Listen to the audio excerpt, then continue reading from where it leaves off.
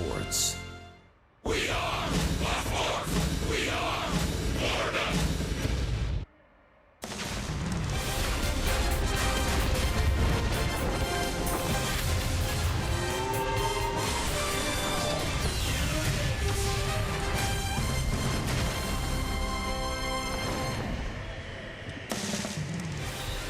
Evening at the beach. Now let's go to the ballpark. Mets and Marlins opening up a three-gamer. Come on in to Marlins Park. Sun is setting. Baseball is starting. Hi, everybody.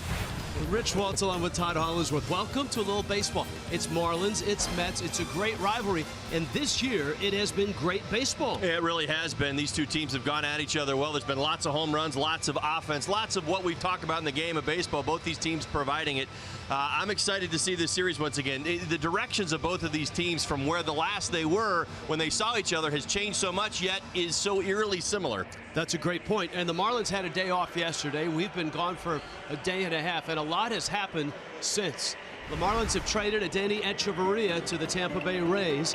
They get back Braxton Lee, who's having a terrific year in Jacksonville, a speedy outfielder, and Ethan Clark, a pitcher who was at Bowling Green, single A for the Rays. His numbers are good as well. What does that mean for the club? Well, for Echeverria, it's an opportunity to play every day without there being any kind of, playing time argument with JT Realmuto that would have probably presented itself. JT Riddle has played very, very well since being given the position and given the opportunity. So really what it comes down to is Riddle gets the opportunity here. Echeverria gets to go to a Rays team that's playing some pretty decent baseball right now. Good opportunity for him there. For the two young players, hey, listen, new organization, when you get traded for, it's because they value you. And I always thought when you're a young player, you're like, all right, if they're interested in you and they're willing to trade for you, it's only going to mean that your stock is that much higher with the new organization you're going to. There are 52 hours left to vote for the All-Star game. And the other piece of news is that Marcell Ozuna has moved up into the 3 spot in the National League, but he still needs votes.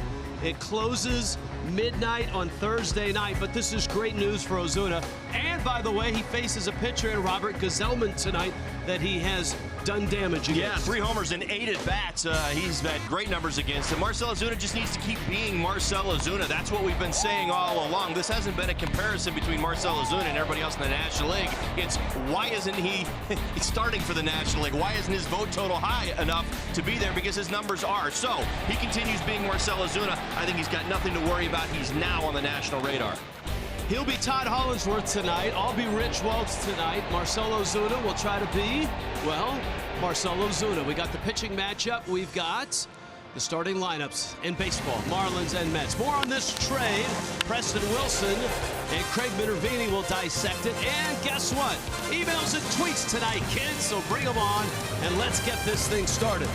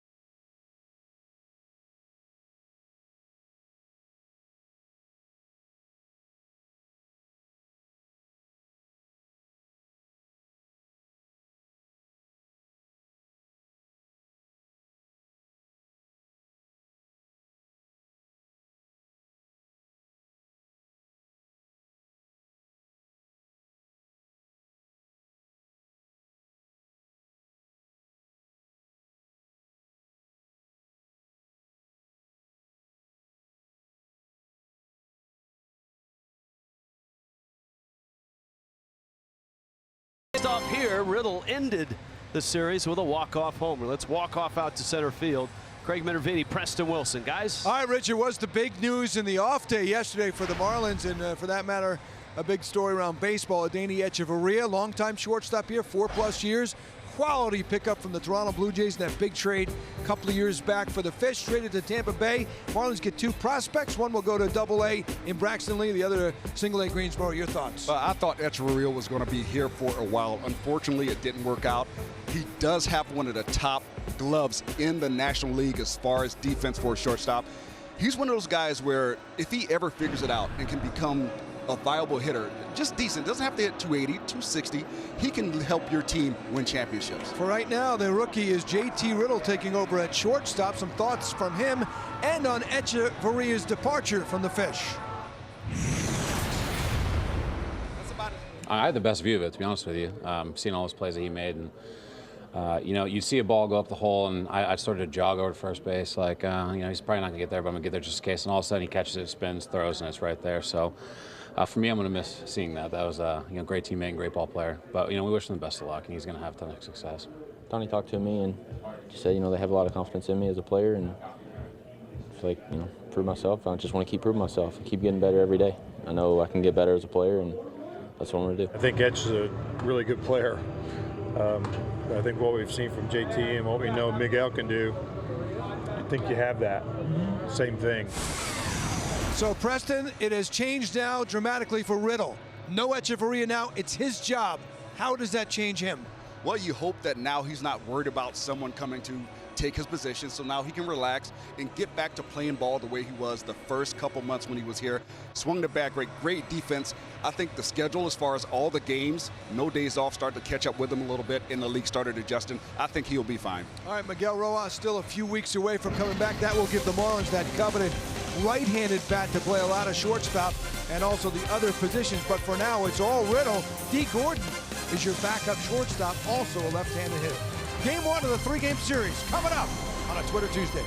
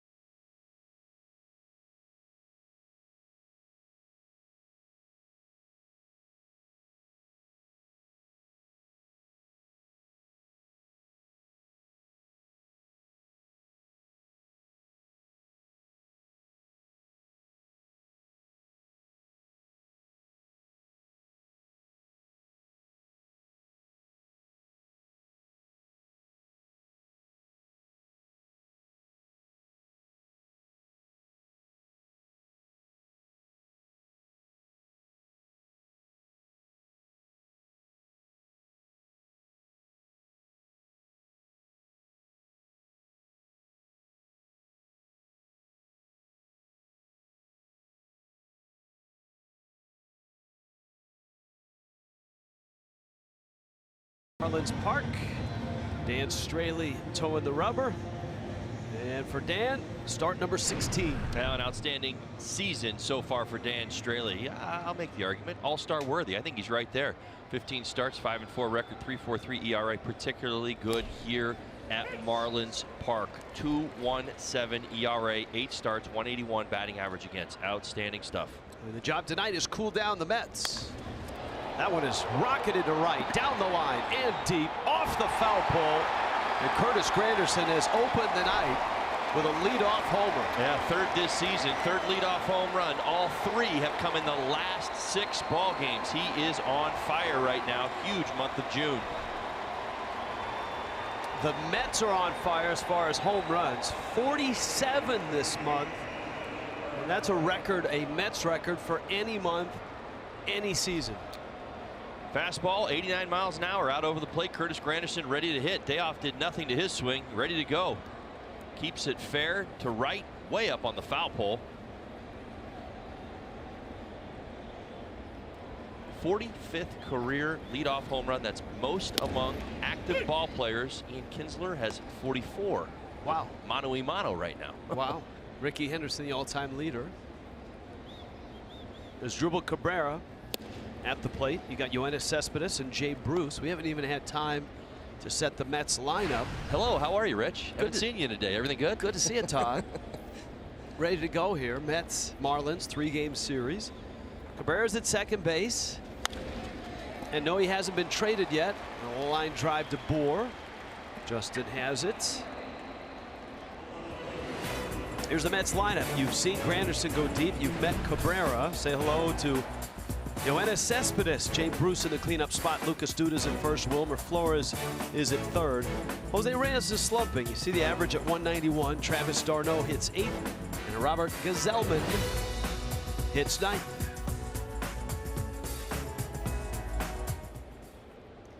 And here is Cespedes. Yoenis Cespedes. Hot, as are a lot of the Mets, having just swept the Giants in San Francisco. Since coming off the DL, a 375 average with 3 homers, one of those a grand slam, and that's 14 games worth.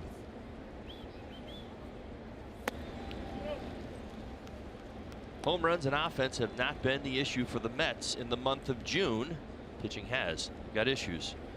Record 11-13 despite 47 home runs this month. Yoenis is all Cespedes out.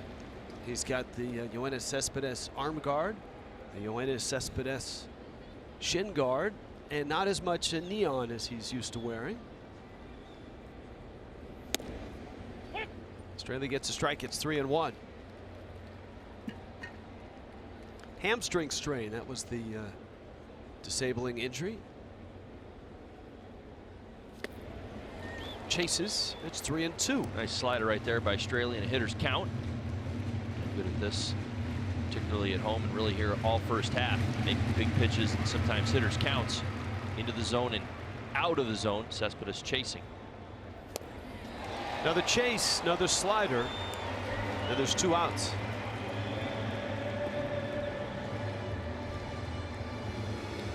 First the slider in and down, now down and away. Cespedes way out in front. Time and time again, Dan Straley, 2 right-handed hitters. We'll use that slider tonight. Jay Bruce. Bruce has been mashing of late. He's got 20 homers. Tied for second. Of course, a pair of Marlins at 20, Stanton and Ozuna. Change up for a strike. Bruce thought it was low. He and Marty Foster discussing. Mike Malinsky, Ryan Blackney, and Mark Wagner out on the bases. Big shift on the infield for the left-handed slugger.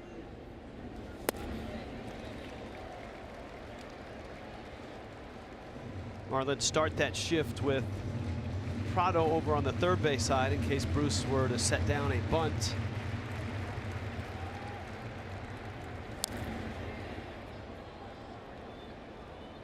A quick tour of the Mets defensively. Here is the Marlins defense for tonight's ball game. Watch how fast I do this. Ozuna, Yelich, Stanton, Prado, JT Riddle, D. Gord, Justin Bohr, JT Realmuto, Dan Straley on the mound. Very nice. Thank you. Well done. Change-ups outside. We will get our first tweet and email off the ground when we get a breather.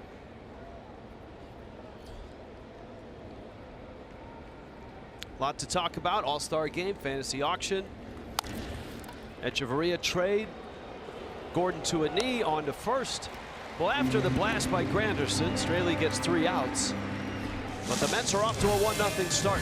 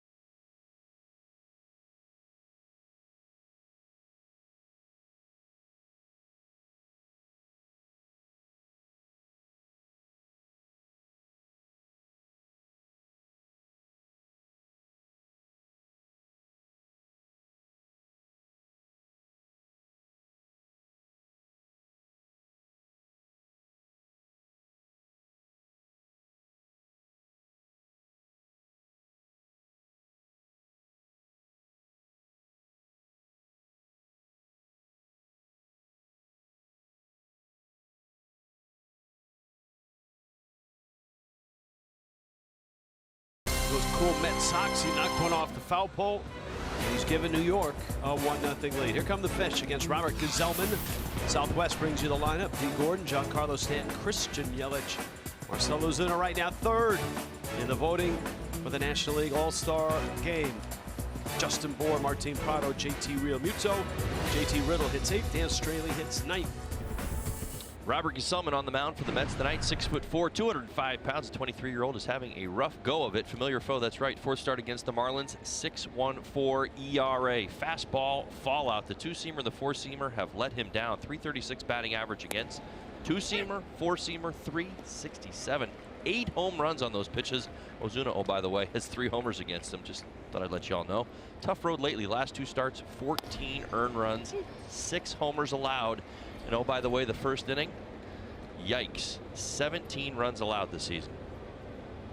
He's out in front of D. Gordon, though, in the 0-2 pitch. Little chopper over the mound, and Cabrera's not going to get it. Gordon's got himself a hit. So a single to start things. Here come the Mets defensively. In left field for the Mets today, Yoenis Cespedes, Curtis Granderson in center field, Jay Bruce, Flores, Reyes, Cabrera, their new second baseman, playing very well over there, even though he's not happy to be in the situation he's in. Lucas Duda over at first base, Travis d'Arnaud, and Robert Gsellman on the mound. Terry Collins chewing the gum, looking at a Marlins lineup that he's never seen before, which is one that has Stanton in the 2 spot. So this is a new wrinkle for the Mets. Stanton, then Yelich, and then Ozuna, and it's worked quite well, especially in this ballpark. Marlins have played extremely well at home, and remember how bad they were in April and much of May. Well, as we just mentioned, Gsellman struggling in the first inning big time. d'Arnaud behind the plate, 4 for 26 throwing out base runners. Stanton sees a U.S. cut prime fastball right down the middle, and it's 0-1.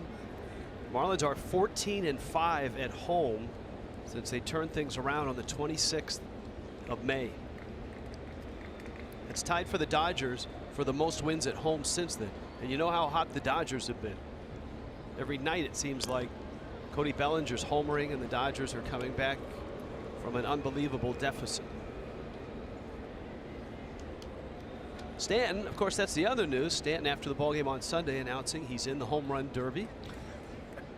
He impressed himself with that home run off Strop. He said, I'm good. I'm ready. I'm ready.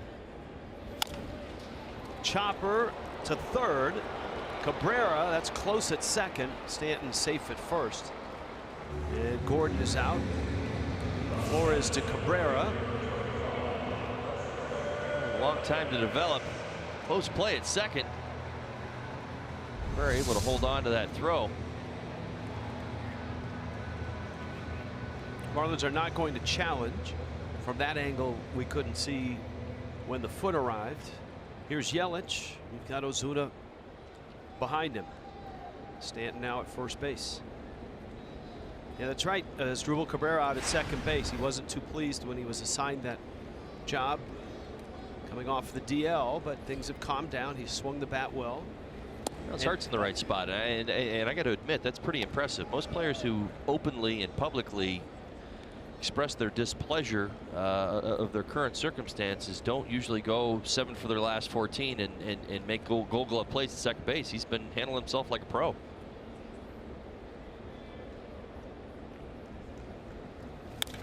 Yelich shoots one into left field. That's a hit. Hit it hard.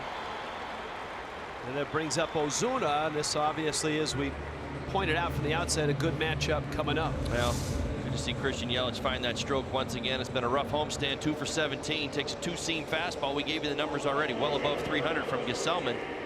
Nice swing right there. Laser to left field. Marlins in business. Runners on first and second.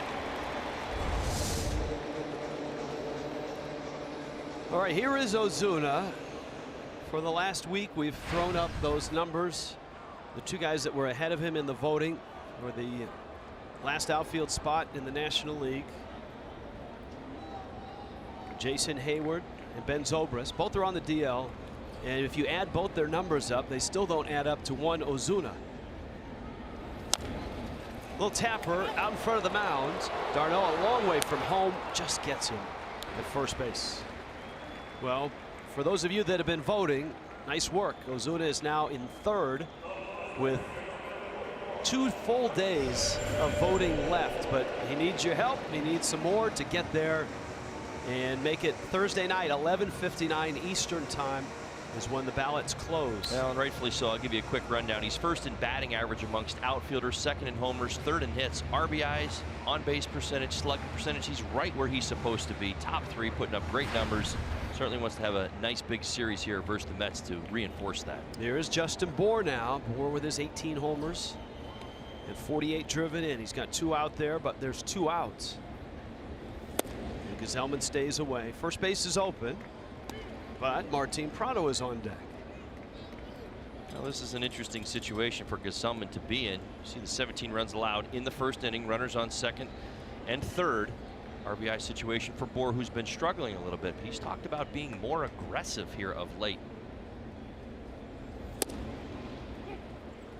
His last 2 starts, he's been really knocked around. 6 home runs allowed, 14 earned runs. He's talking about the necessity to be more aggressive.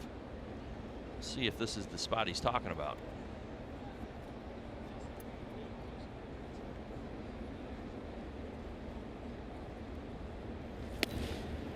Breaking ball misses in. And Bour sitting right now on a 2-1 pitch. Well, Justin Bour trying to get things cranked back up again. Bit of a rough homestand, 3 for 20. Looking forward to the day off yesterday. And an 0 for 7 against Gesellman.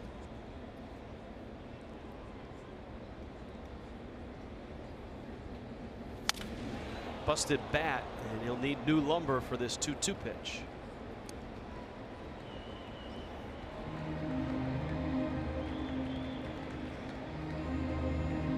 New bat and a little bit of sticky stuff for good measure.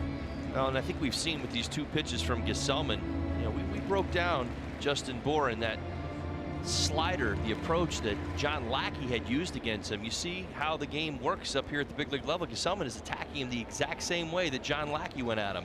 Hard sliders in towards that back foot. Very similar. Scouting reports at the major league level. Great example right there. Time called. And a trip to the mound by Travis d'Arnaud. Mets and Marlins tomorrow night. And Thursday night, of course, tomorrow night is one of our favorite nights of the year. It's the Fox Sports Florida Fantasy Auction. Everything starts at 6:30 with Marlins Live. You can bid on the Ford Big Board.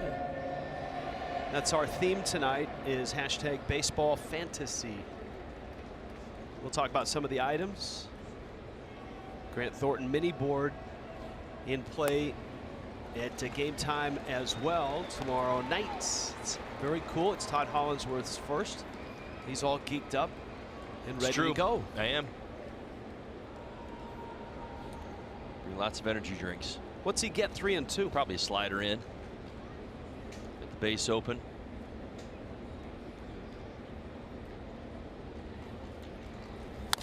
Slider in, ripped to right, base hit, Stanton scores, Yelich coming.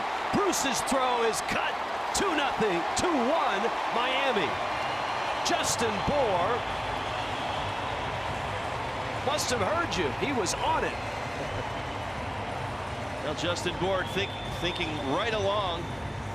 It's a hanging slider this time. The 2 previous were much better pitches. This one, watch how it stays up above his knees. We talked about this in the den last week against Lackey. Great example, but here's the best part. He kept it fair. Against Lackey, he pulled him foul. Real good swing right here. Huge at bat with 2 outs. Marlins up 2-0. Nice swing. Martin Prado now, so 2-1. The Granderson solo homer. And now a Bour 2-run single. And Prado takes a fastball for a strike. Selman's first inning issues continue. Now 19 runs allowed.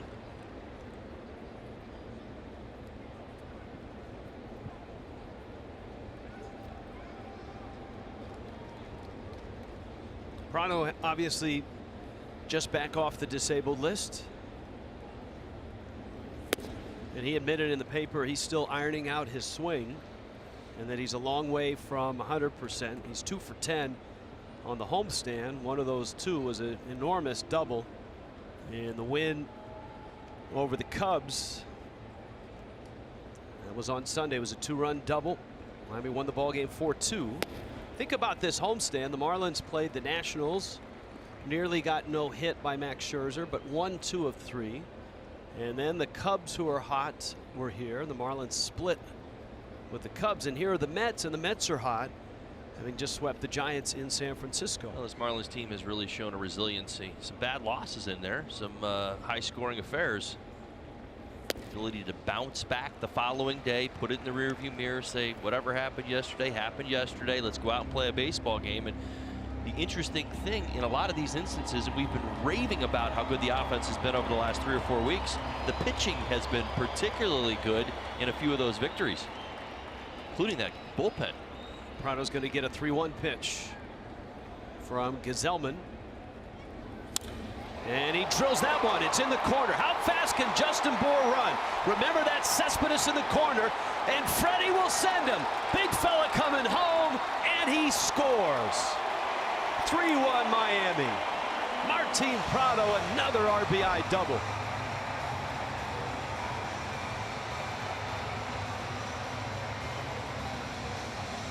I fully expected the ball to get out of that corner faster with Cespedes going after him. 2-seam fastball. Martin Prado stays right through it. That's what you have to do. That ball's kind of coming into your swing. You've got to stay through. Don't roll those hands over or you'll pull it foul. Lines it into the corner. Watch Cespedes kind of going at it cautiously. Didn't really kind of nail it. Didn't get after it 100%. It gives him an extra couple steps getting around third base for Bour. With 2 outs, hustling all the way, trying to score that run. Look, Bour's not a fast guy. Gets it done. In my estimation, if Cespedes busts it into the corner, well, they've got to hold him. He's got Reyes as the relay guy. They certainly could have had him at the plate if everything went right. No, Cespedes was not playing anywhere near the corner, but again, unable to get after it full speed. Now, you know, again, we mentioned it that, you know, we don't know for sure where his hamstring is at. You know, where he, you know, since he's been back, much like Martin Prado, is he playing at 100%? Is he playing at 75%? Is he trying to take it cautious? But there's no doubt that wasn't 100%. We've seen Cespedes fly. That wasn't it right there. Here's Real Muto now, and JT takes a fastball for a strike. Real Muto, you see the OPS, 804, second among National League catchers. It's only Buster Posey. Had 4 hits in that Cubs series. Gesellman catches the corner. Real Muto asks.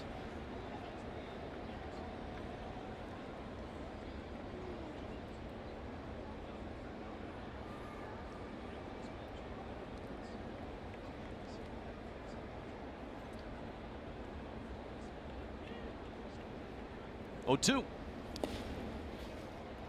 in the dirt. You see why Real Muto was questioning that second pitch. That's in, though it did catch the knees. We'd like to welcome back Fox Tracks. Formally. It's on a vacation?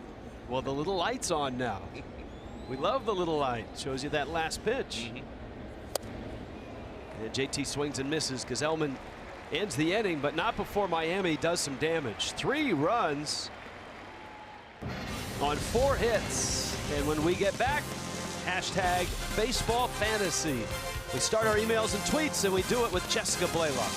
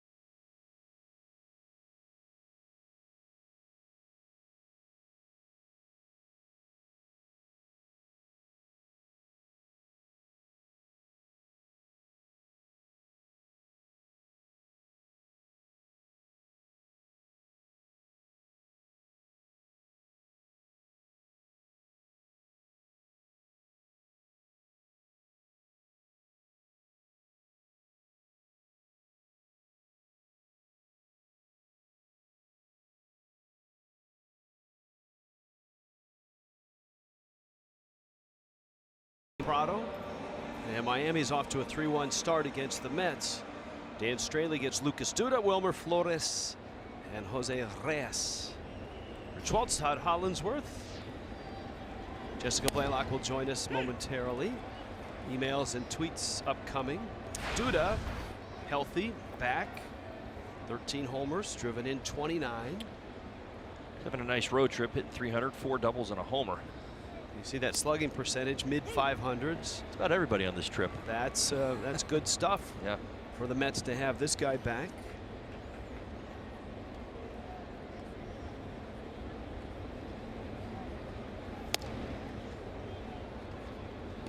Straley gave up the home run to Granderson. That opened the first inning.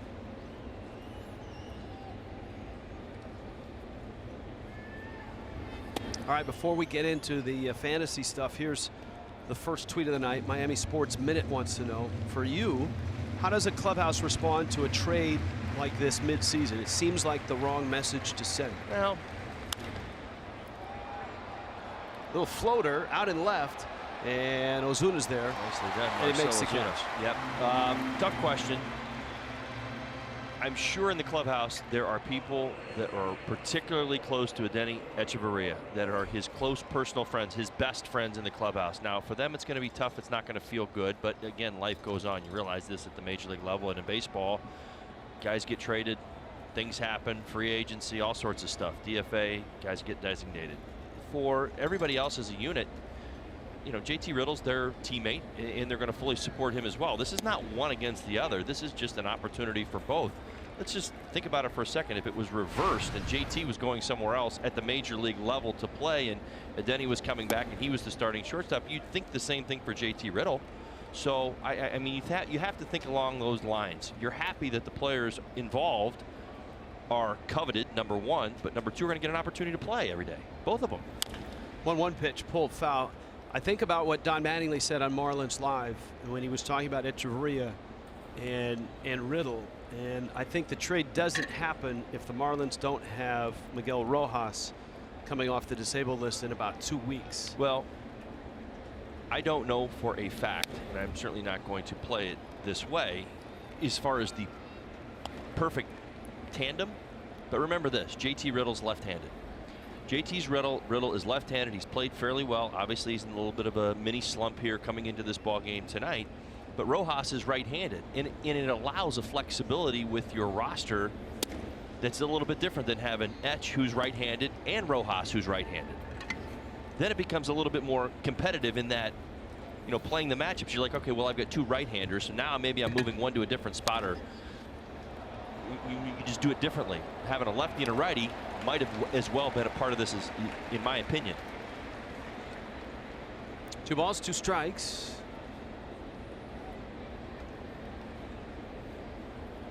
Wilmer Flores has swung the bat well.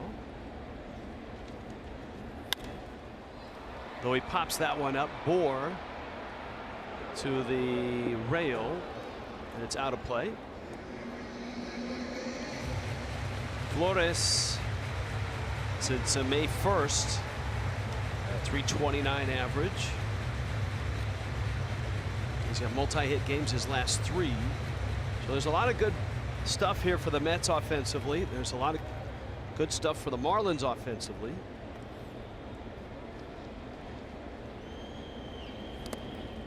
Israelis at 2-2. The changeup misses down low. 3-2.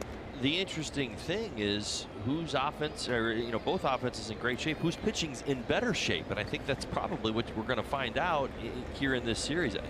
For Mets fans, my oh my. If I told you your team ERA was going to be a 4.98 and that you'd be 27th in Major League Baseball, holy cow. Stanton after it there, and he makes the catch. You tell me I was crazy. Drum roll, please. Now, let's join Jessica Blaylock. Hi, Jess. Good evening. Hey, Rich. Our fantasy auction is coming up tomorrow night. It's an awesome opportunity for all of you out there to bid on some really cool items to raise money for a great cause. To get you ready, we're using that hashtag Baseball Fantasy on all of our tweets and emails tonight. Send tweets to @Fox Marlins. Emails can go to foxmarlins@gmail.com. Tell us if you're participating in the auction, what you're looking forward to bidding on. But remember, use that hashtag Baseball Fantasy. And guys, that is such a special night. That's going to be a lot of fun tomorrow. There's so many cool things that are out there. We always try to put stuff out that you just can't find or buy off the street. The Hall of Fame trip is one of those.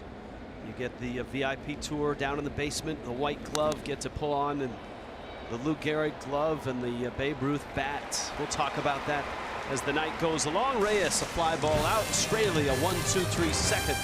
It's 3-1.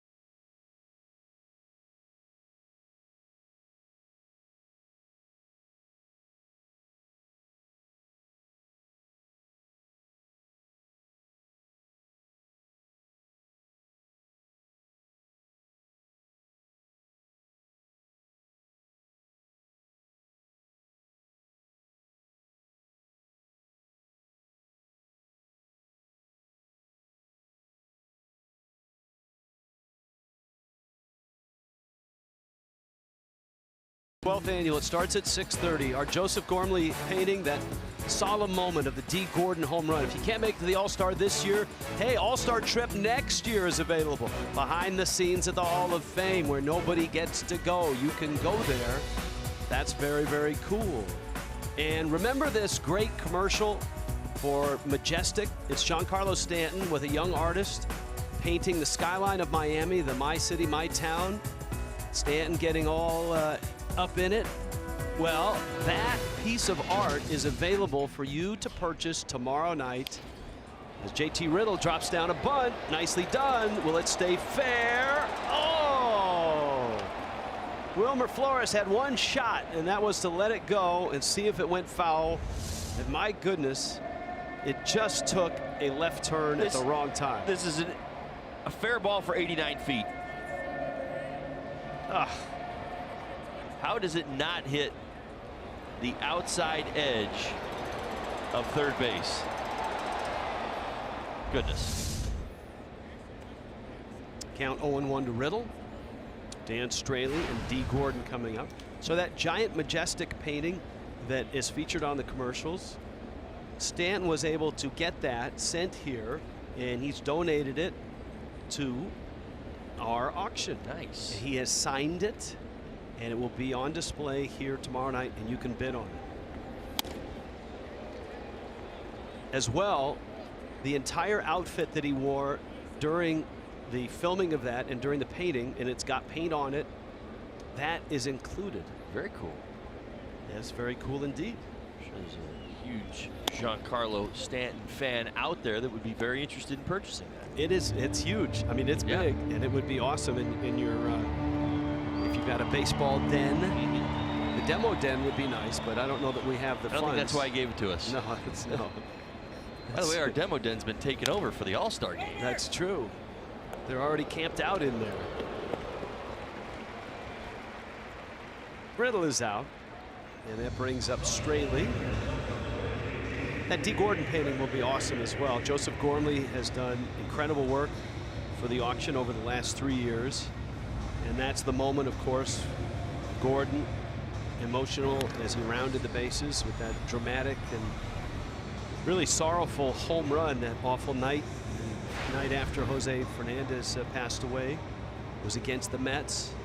And that is will be captured on canvas tomorrow night. You can see Gormley has started the painting. Gordon actually painted part of the glove on that painting, and he will sign, or has signed it. And Joseph will finish it tomorrow and should be done with it by the end of the auction. It's a very cool thing. Breaking ball strike to Straley. This being my first year and all, very impressed with the participation that the Marlins players have given towards this project.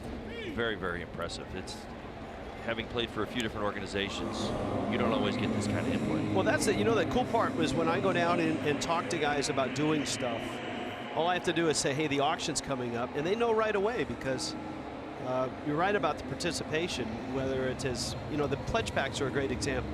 JT Realmuto signed 250 baseballs. We sold out in 36 hours. D. Gordon has signed the baseballs.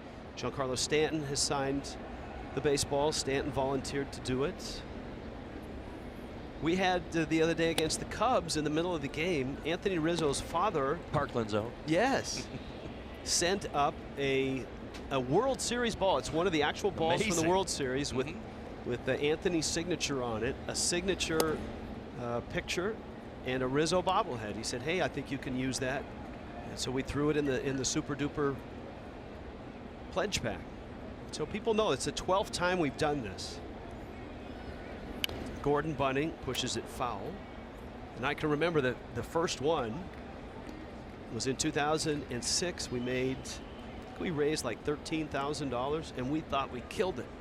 Well, it's $13,000 more than you had the year before. Right, and that's where you and I will be tomorrow, up on the balcony. Very cool. Craig and the set will be out in center field.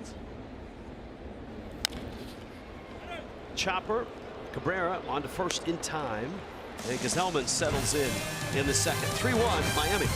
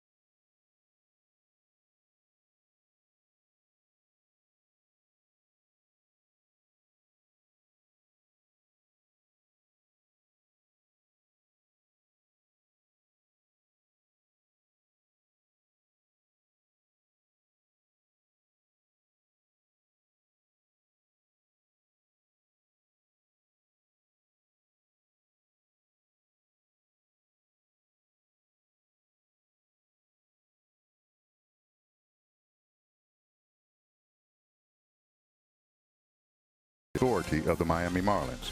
It may not be reproduced or retransmitted in any form, and the accounts and the descriptions of this game may not be disseminated without the express written consent of the Miami Marlins. Back in Miami, Travis d'Arnaud takes a strike from Dan Straley. I think that should be actually an item, is for the proper bid, you can do the disclaimer. Agreed. How about that? Although, I'll provide a disclaimer. You have to be better than Terry.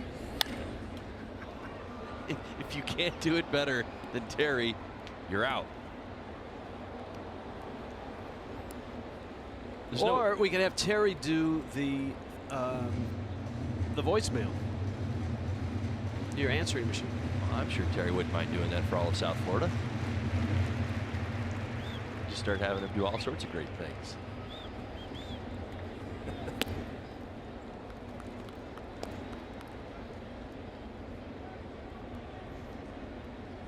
Two balls, two strikes. Gazelman, Granderson, follow d'Arnaud.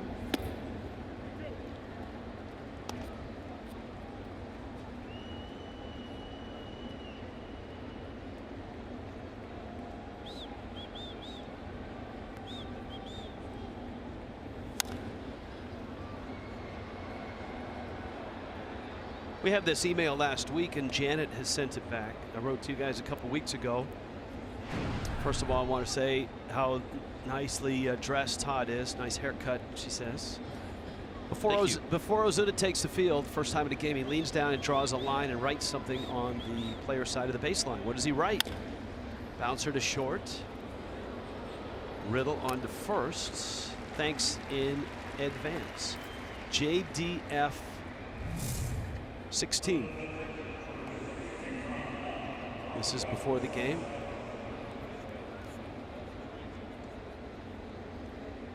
Jose Fernandez initials. He does that before every game. So there's your answer, Janet. Good work in the truck. And here is Gazelman.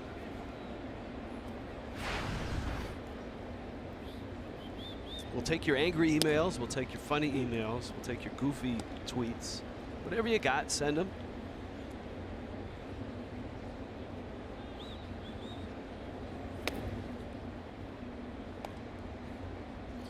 Jeff says his baseball fantasy is having the chance to pitch to his favorite Marlin, Lenny Harris, in the 2015 softball game. Prime time. That's what we call it, prime time. Lenny Harris. He went from prime time to all time. All time, that's right. I'm sorry. You might be right. Not prime time, all time. That's what we call it, right. Oh, I don't sorry, think, Lenny. I don't think at that time he was all time. I don't think you might be right. He became all time when he became the all time pinch hitter. So I think you may be right. We may be both right. Yeah. Remember the timing of all of that, but he eventually became all time. Jeff said that Lenny told him to pitch the darn ball. And he was impatient that night.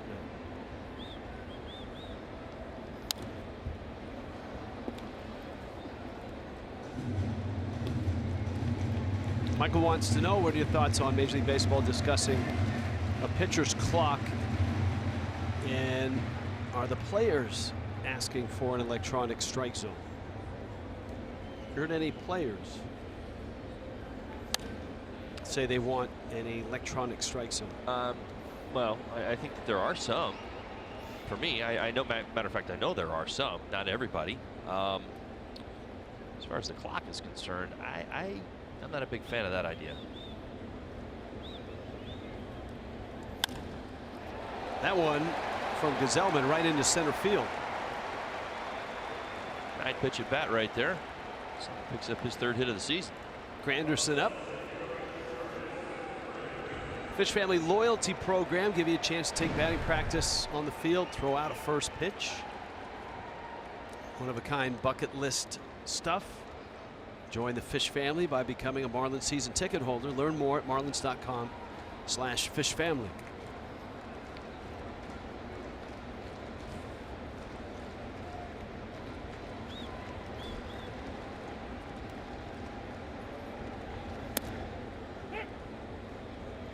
Coors Light, cold, hard fact. I told you, most homers in a month ever. That was the 47th Granderson's homer.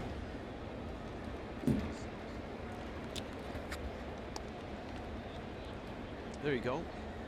So 47, and of course June's not over yet. You would think that that would turn into a dominant month of June record-wise. They're 2 games under 500 in June. That one into the seats. Now, if you're a Mets fan and you're watching the auction tomorrow night, we have a Mets package just for you. Included are those cool Stance socks. The Mets socks with the skyline, New York skyline. I think there's like 6 pairs of those game socks in this Mets package. The Yoenis Cespedes bat, some Tommy Bahama Mets gear. Some very cool stuff. Here it is. Here's your Mets package. Autographed Cespedes bats. Noah Syndergaard autographed baseball. The Stance socks. Tommy Bahama Mets gear.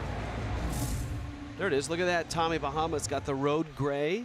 And for you Mets fans, some Mets boxer shorts made by Stance.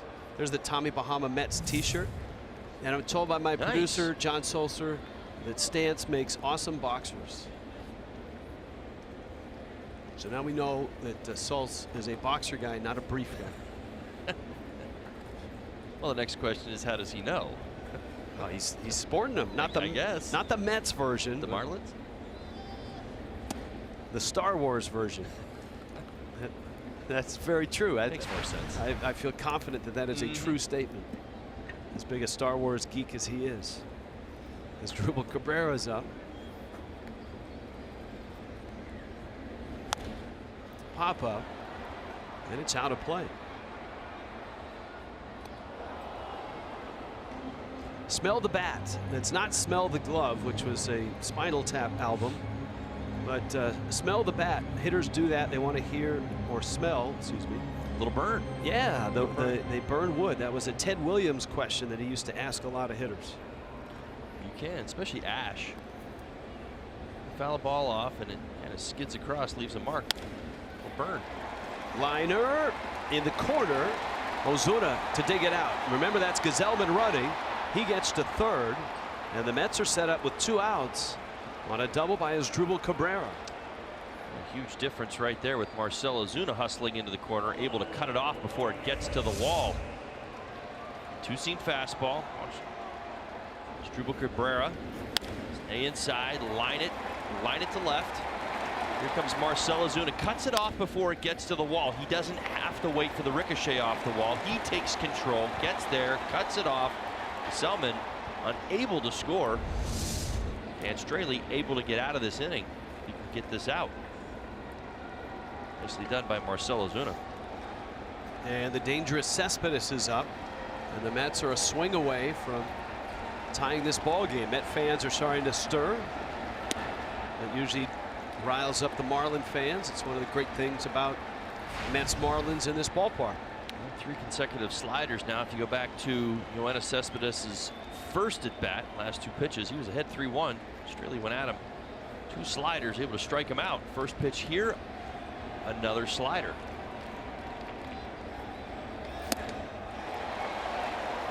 Or is he going to get a 5th straight slider?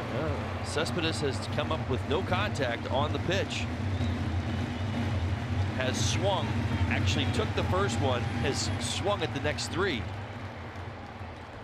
This is where Dan Straley should throw the slider and add about another inch to that outside corner. Oh, he crossed him up with a fastball.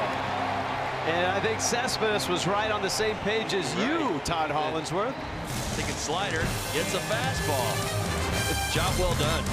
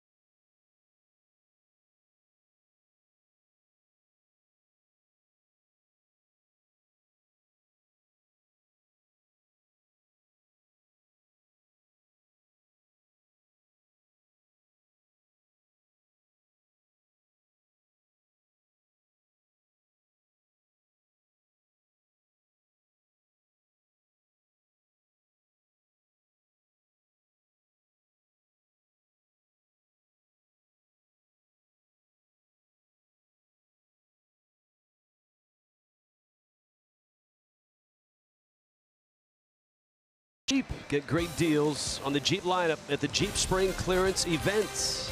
And by Southwest, transparency, low fares, nothing to hide. 3-1, Miami on top. Marlins Park as night falls. Giancarlo Stanton taking a look out at Robert Gazelman, and Toyota brings you an inside look. Not an inside pitch, but an inside look. Consecutive 20 homer seasons. The record, look at Henry Aaron, did it 20 times. Stanton has done it all 8 seasons in the big leagues.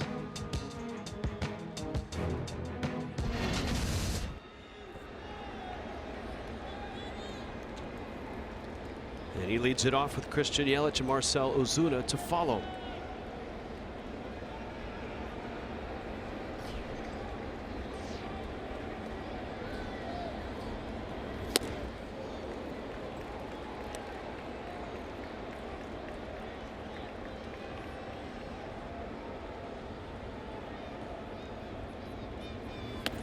Slider misses out.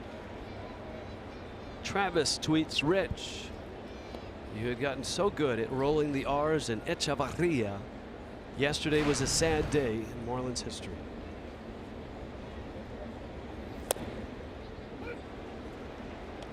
But hopefully I'll get a chance to roll the R's and say his name in the next few years.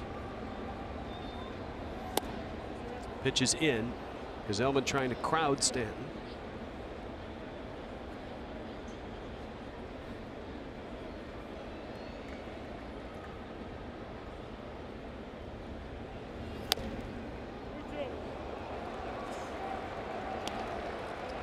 Full count, 3-2.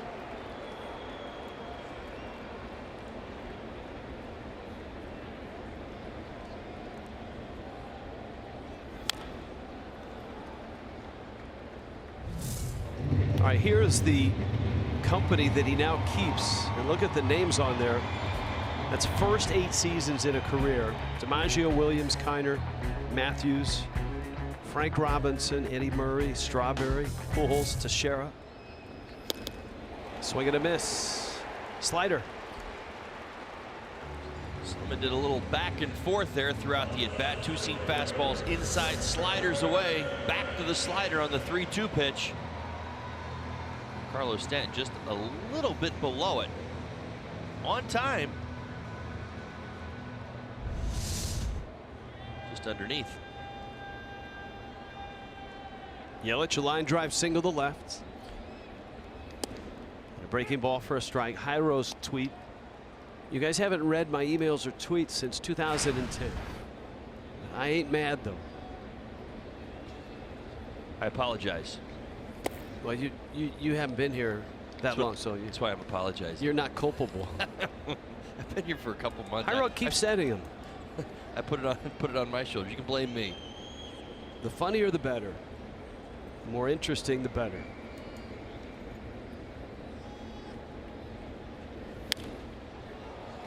Yelich bloops that one foul into the seats.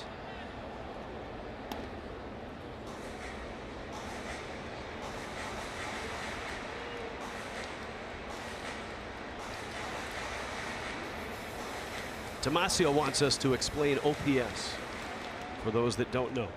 You want to handle that one? Sure. OPS is simply on base percentage plus slugging percentage. Gives you 1 grand total. That's in the gap, and Yelich is going to run a while. To the wall it goes. Up with it quickly was Granderson, and Yelich has got a double, his 12th of the season.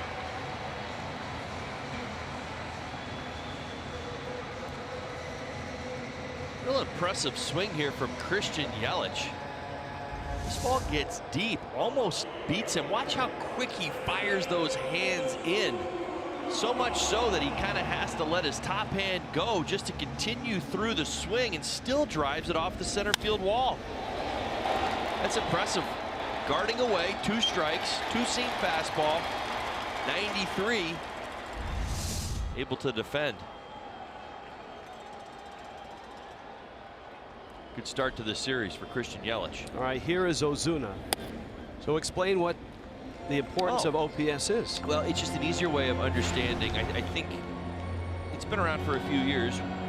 OPS describes what we would term a good ball player, usually starting at about 800 are your good ball players, whether it's a combination of, well, it is a combination of on-base percentage plus slugging percentage, but there's different ways of coming up with the number. So if you have more of a slugger, say, guy in the middle of your lineup, he's got a low on-base percentage, but boy, he can really swing the bat. He may give you a 300 on-base percentage, but a 500 slugging percentage, 800. It's just different ways of doing it. 350, 450, and it's just a sum that basically explains, or at least it allows you to understand, the players who typically hover around that 800 range is where the really good start. To 800 and above is where the really good players hang out. Good breaking ball and a strike, and it's 2-1. I don't think Ozuna was expecting that.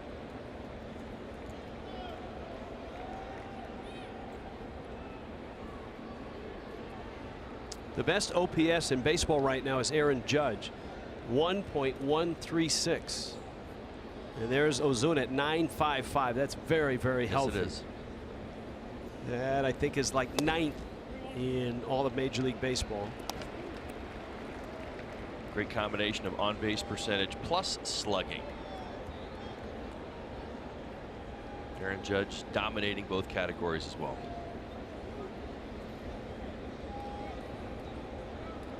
Are you getting on base? That's on base percentage. Are you doing damage with your hits? That's slugging percentage. And Ozuna nearly came out of his spikes.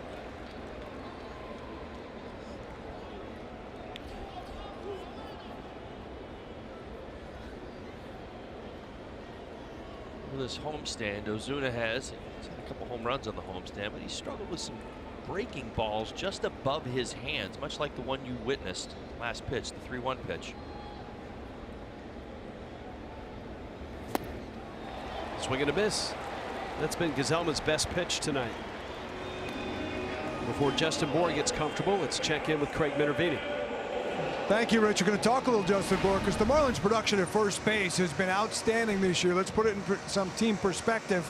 In terms of Bour, we had a 2-run hit earlier. Look at this season. They're hitting 290, best ever from first baseman. That's third best, by the way. 296, 96 and 05. Colburn a 996. Delgado had a huge year in 2005. Homers, well, not halfway there. They could set the record at this pace. Same thing at RBIs, 23 homers, 64. Led mostly by Bour and, of course, Tyler Moore as well. But big production from first for the Fish this season, guys. All right, thank you, Craig. Bour cracked a liner into right to drive in 2 back in the first. The Mets shift does not bring Reyes over to that first base side, so that there is a big hole just to the right of second base. Look how much room there is for Bour out there. Well, it puts a lot of pressure on Gazelman to make sure that two-seamer, much like the pitch you just saw, stays way off the outside corner, because that's an easy pitch to pull through that type of hole, especially with the running action on the two-seamer that he has. If he starts that out over the outside corner, or say maybe a little bit middle of the plate, I think Justin Bour's natural swing is going to lead him right through that hole.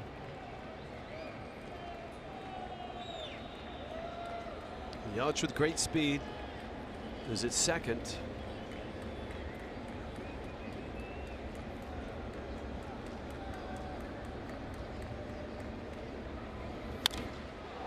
Bour sends it high to left. Cespedes has it lined up, and he makes a catch. Miami leaves that double. 3 innings in, it's 3-1.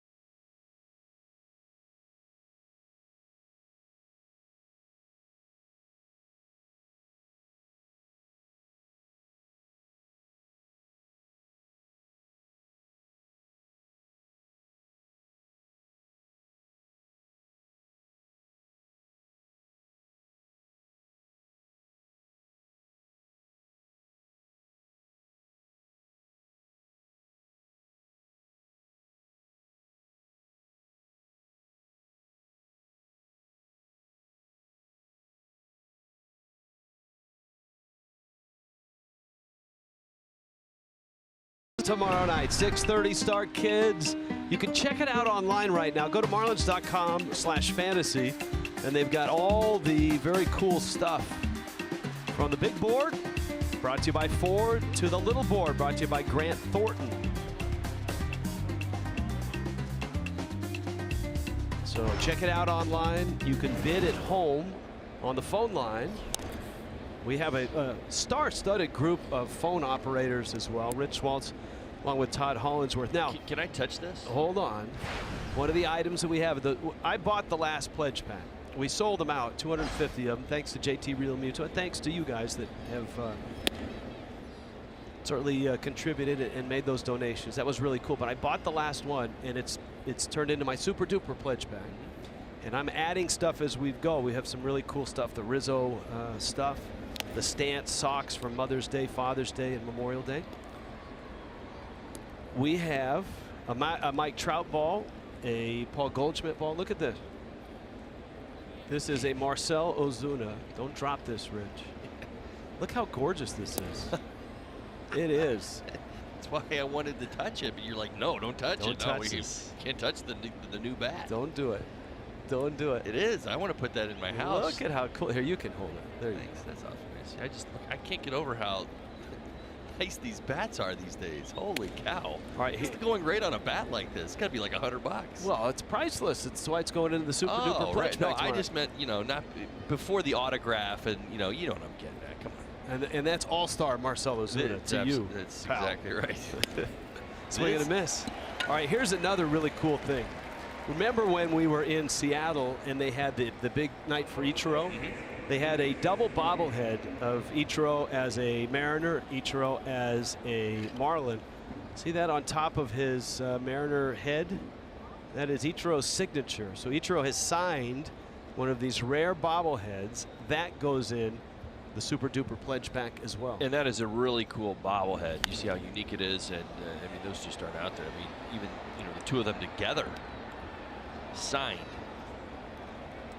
That's very cool. Pretty amazing. And that's the back view of the two Ichiros. That's a keeper right there. Yeah, so that pledge pack, all the cool stuff that's in the pledge pack and the super duper pledge pack.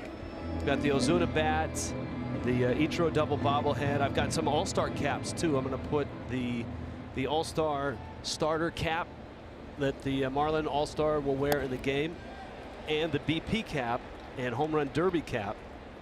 This is in the team store right now. Very cool, high-tech stuff, all-star logo. And look at the bottom of the brim, how cool that is. This is a batting practice, workout day, and home run derby cap. The Marlin players will wear this. Other teams will have their own logos on it. And then for the game, this is the all-star cap. Look at the grommets, or the little holes up there, the all-stars. Those hats are outstanding. So a Marlin player will be wearing this. Hopefully Ozuna, Stanton. I tweeted a picture of that out I think about a week ago, and I got more responses on that hat. You would believe people want that hat. So this is going item. This is going in the super duper pledge pack as well. Last year that super duper pledge pack raised a lot of money. So there's some really cool stuff going in there this year. That's on the mini board. And again, marlins.com/fantasy to check out everything that's going on tomorrow. There you go, Marcell Ozuna. Even signed it in gold. I mean, are you kidding me? This isn't somebody's. Lucas Duda beats the shift and rips it into the corner. Stanton pulls it out and fires it back in. A one-out double by Duda.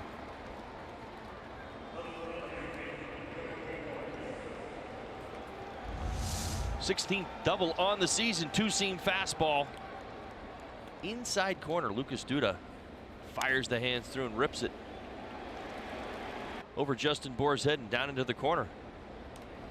Marlins had just about everybody that they had available on that side of the diamond. Did you know that we have a Manny Machado autograph ball? I heard about that this afternoon. That's going in the That pledge is really pack. cool. Little check swing. Straley, bare hands, gets the out at first. Wilmer Flores is retired, and that's going to bring up Jose Reyes.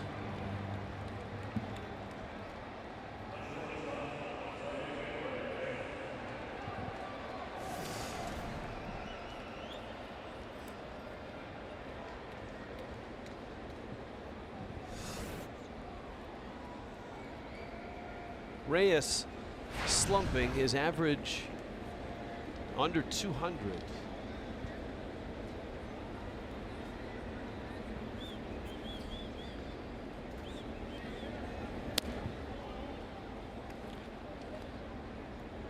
Hitting 176 this month.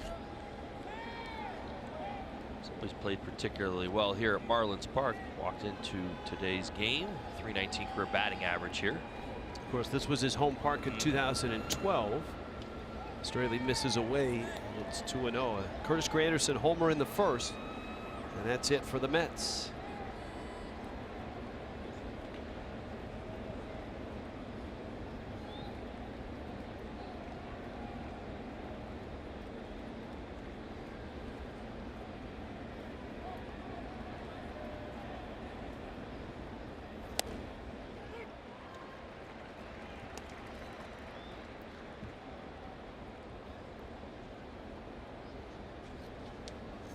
Count 2-1.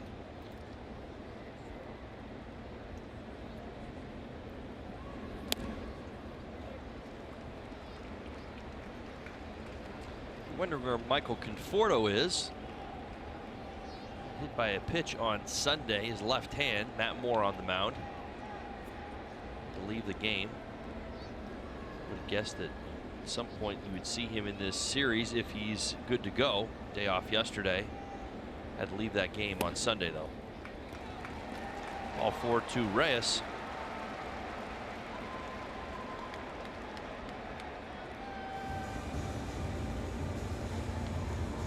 So at the corners now, and here comes Travis d'Arnaud.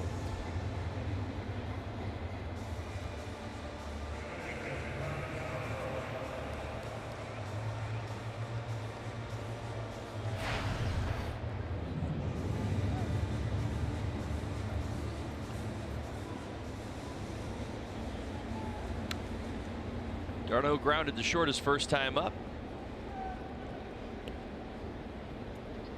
And Straley's pitch count climbing, now 78 pitches here in the fourth.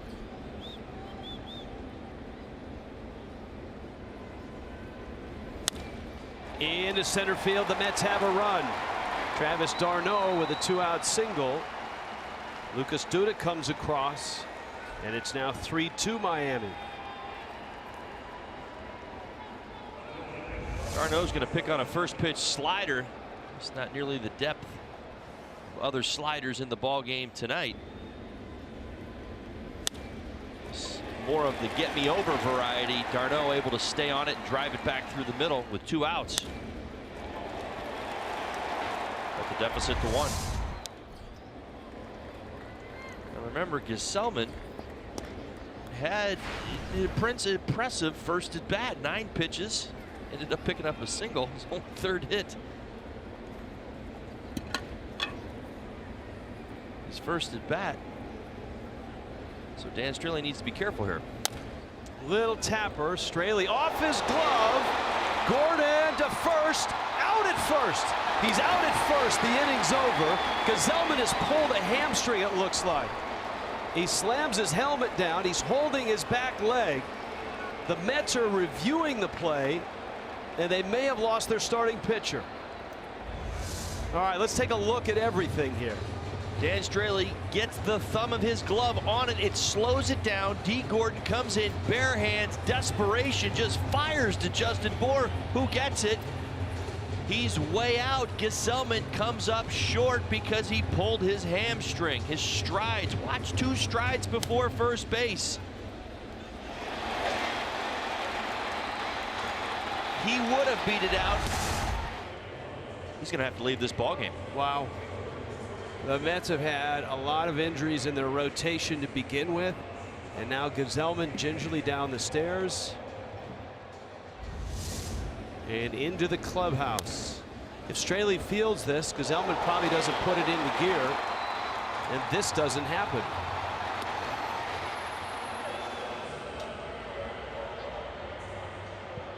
Start to smell the hit as an athlete. You want it, you do a little bit more, and it's how you pull a hamstring a lot of times as a baseball player, trying to do more than you're capable.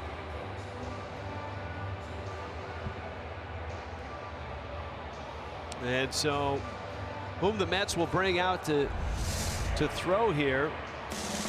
We'll wait and see. It's going to take a while, so a little pitching change coming up. It's 3-2 Miami.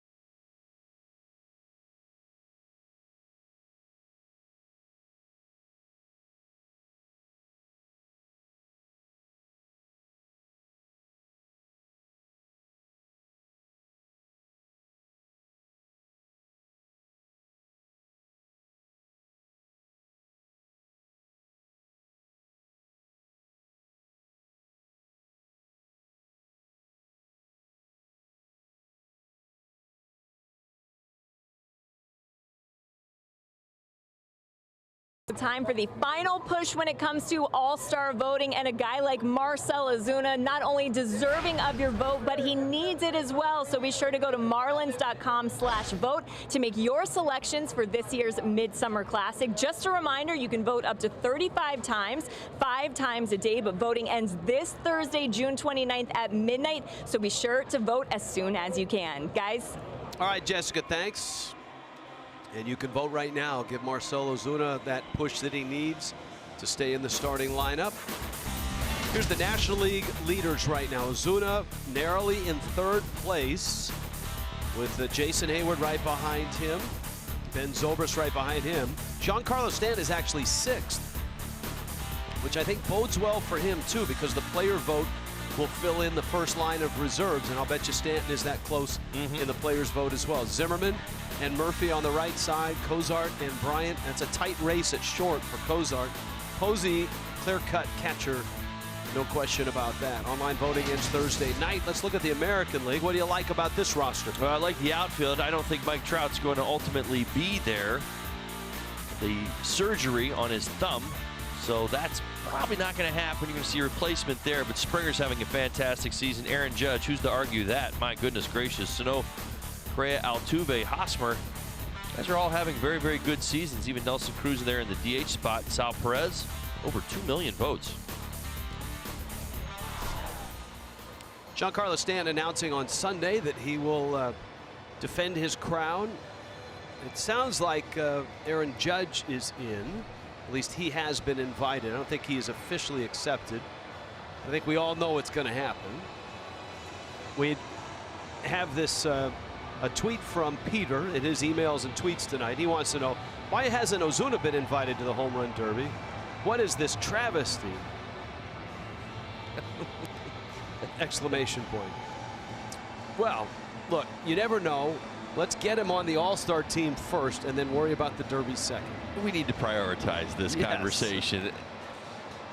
The Home Run Derby is a really fun event that everybody gets into, but I know we're all thinking the same thing. Aaron Judge, Giancarlo Stanton, Marlins Park, let's get it on. This is a heavyweight fight. Anybody else wants to participate, they're more than welcome to, but come on. Seriously, I mean, right? Come on, everybody, be honest. All right, one of the guys that was there when Stanton was talking about it today is our Craig Minervini. Craig? Yeah, we caught up with him right after batting practice today, and he had a big smile on his face talking about the Home Run Derby. Very excited to defend his title on the home turf. coming up. I'm looking forward to it. It's going to be, I know it's going to be a good time. Win or lose, doesn't matter. Just enjoy the moment, enjoy the atmosphere. It's not too often that you get to have a home run derby in front of your home crowd. Now, we did ask him about who he'd like to see. We asked him, what about Judge? Would you like to see? He said, sure, I'd like to see all the top home run guys. The fans would be interested in that. There was a report that Judge has been sitting with an invitation for the last week, but told reporters in New York he hadn't made a decision yet. Come on, guys. Judge has got to be in this home run derby, among others. I'm with you on that, Craig, but he's been busy playing big league ball.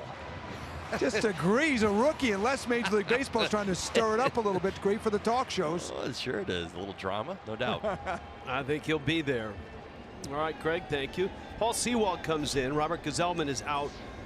From his actions, it looked like a hamstring, but we'll get you an official report. Terry Collins, man, it's yet another injury that he's going to have to deal with. Syndergaard, Harvey, the list goes on and on for the Marlins starters. Sewald, fastball, slider. Fastball 90, 92 miles an hour. He's allowed 11 runs in his last 9 innings of pitched this month. Struggling just a bit. Now, his college teammate was in the home run derby last year. Went to the University of San Diego. Chris Bryant, a San Diego product. And just like Bryant, Sewald played his high school ball in Las Vegas. They did not go to the same high school. Bishop Gorman High School. That's a really good one in Vegas. And a strike runs the count to 3-1. So he's into the ball game. All the scouting reports that the Marlins had against Gazelman are tossed back into the iPad. Chopper, short. Reyes loads up and fires across in time to get Prado. I'm sure Prado saw that play and thought to himself, hey, I better go in and do a few of those exercises, the pressure point ones he showed us, right, to keep his hamstring Had loose. the baseball under the hamstrings, and then what was the other one? He had that one, the rod. I think he was rubbing his leg in the top and the bottom and everything. Yeah, it's just a lot of stuff going on. Didn't have that back in the day. All right, let's talk about this Mets rotation and some of the issues they've had. Gazelman going down is just an absolutely devastating blow health-wise. Start of the season, Syndergaard, DeGrom, Harvey, Wheeler, and Gazelman. That was what it was supposed to be. Right now Gazelman's out. DeGrom, Matz, Lugo, Montero. It's wow. It's a lot of names. A lot of issues for Terry Collins this season. I think a lot of people speculating what the Mets might do at the trade deadline this year. Well, interesting conversation. And these are two teams certainly that are probably in, middle ground right now. If they play really well in the next 3 weeks, if they don't play well in the next 3 weeks, are they adding or subtracting? Some teams will add and subtract, just depending on the market. Real Muto struck out back in the first. He's behind the count 0-2.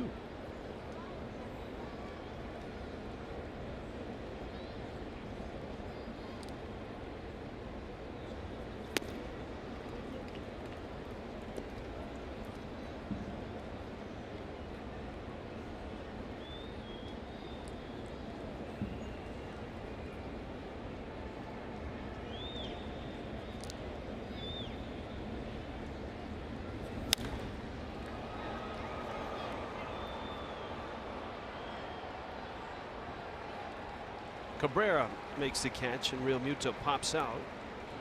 And Paul Sewald has retired the only 2 that he's faced.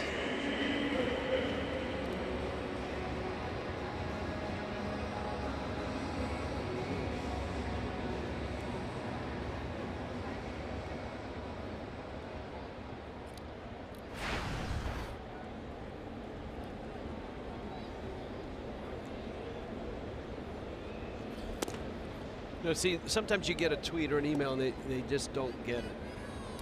Right? Miami Marlins Central or Marlins Central. Can you please read my tweet on live TV? That would be awesome. No. Well, I just did, but just to illustrate, have something to say, have a compelling question, a fun statement, a compromising photo. Well, maybe not that, but we get the drift. Right.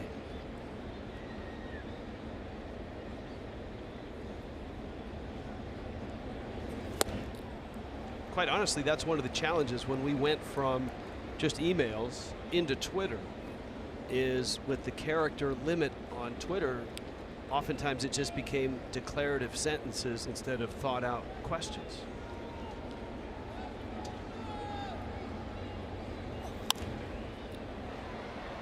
Riddle fouls it back. Riddle bounced out back in the second. He put down a beautiful push bunt, and it was fair, as Todd described, for 89 feet. Like Steven wants to know, do you have any thoughts on my 12 and under team that went up to Orlando and didn't win a single game? Liner left field. Cespedes won't get it. It's by him, and it goes to the wall. And Riddle, hustling around second, will hold there. And that's a good decision. He knows that's Cespedes. He threw a rocket to Reyes, and I don't think Riddle would have made third base. No, not on this ball. Slider, backup slider, outside corner, stays on it. Nice job. Look at the eyes, right down the barrel. Well done for JT Riddle. A bit of a slump. Go to that off field.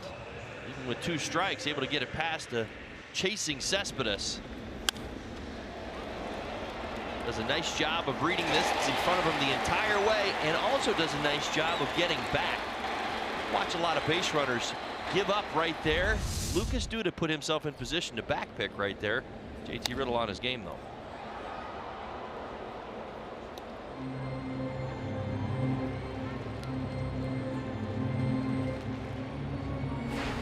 Straley,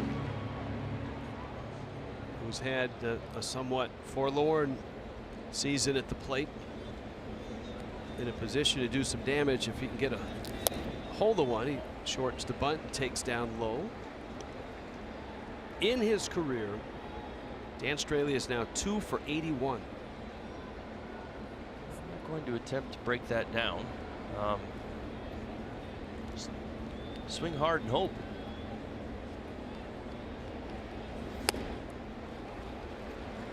Swung hard. Hope didn't help, though. Imagine Sewald's arm angle probably not very comfortable for Dan Straley. 3/4 delivery from Sewald. And he strikes out. Miami leaves Riddle at second. 4 innings in. Pitching change for the Mets. And a 3-2 Miami lead.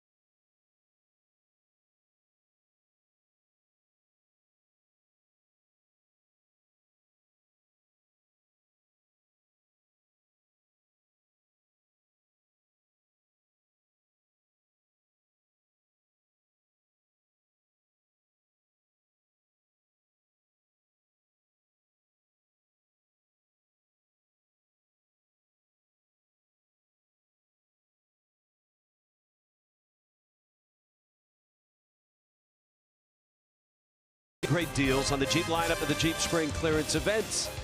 By your local Toyota dealers, let's go places. By your South Florida Chevy dealers. In Miami tonight, Mets are in town. Entertaining game so far. Marlins a 3-2 lead, top 5. Rich Waltz, Todd Hollinsworth. Hashtag baseball fantasy is the theme tonight on email and Twitter Tuesday with the fantasy auction tomorrow night. And Dan Straley throws a strike to Curtis Granderson. Granderson homered back in the first. Asdrubal Cabrera, Yoenis Cespedes. Pitch count is up there for Straley. As you can see, it'll pop on the board. There it is, 83 pitches. Certainly would love to get 2 more innings from Straley. This is the 3rd pass through this Mets lineup. This talented Mets lineup where they've been hitting home runs left and right. Everybody stretching. It's I think it's Pilates time in the Marlins bullpen. What did you volunteer me for at the All-Star game? What is that called? Zumba. Zumba. Yeah. Zumba. A little Zumba down there. Yeah. Left center. That ball's well hit. Ozuna side saddle makes the catch. And an out here in the 5th inning. All right, emails and tweets tonight. We've had some good ones. This one from Big Sal. Rich and Todd, what's your favorite to go or take out food? Compelling question. I know. Well, Taste of Miami's good, but as far as takeout goes, I think just for us, for me, Pei Wei, P.F. Chang, it's kind of where we roll, my family and I. It's always there for us. We love Pei Wei. Pei Wei's fast. P.F. Chang, it's high on our list as well. Is our kind of our staple go-to. You know, if I thought this out, we could lobby for free food for the rest of the year. I was actually thinking about that while I was answering. Although I try not to drag my feet too much. Plenty of options in the Parkland Coral Springs area. Most definitely. Let's put it that way. Thanks, Big Sal. Thanks for joining us. Breaking Ball misses in. Jenny and Bob from Boynton Beach with a 1-2 count on Cabrera. Last year for the auction, we bid on the Hall of Fame trip. We're disappointed we didn't win. But not winning the trip pushed us to plan the trip on our own, and we did it last October and thoroughly enjoyed the Hall of Fame visit and Cooperstown. My family just got back from Cooperstown. Yeah. They get what you're talking about, guys. They are looking forward to tomorrow night's auction to see what they can bid on. How wonderful that so many can benefit from the auction and enjoy the telecasts. And that is Jenny and Bob Foote. So they went on the Hall of Fame trip on their own in October. That worked out. Certainly a trip most baseball fans at some point in their life have got to take. Got to find your way to Cooperstown, the Hall of Fame. There's a lot of great things to do there. The Otesaga Hotel, it's been around a long time. Just beautiful, beautiful place. You get 2 nights at that hotel, the Otesaga. You get a round of golf at the...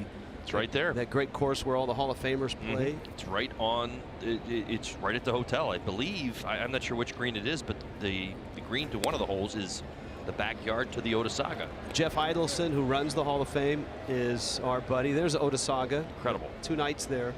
Jeff Idelson is the director of the Hall of Fame, and he will lead that underground behind-the-scenes tour where you go down into the archives, stuff that's not displayed.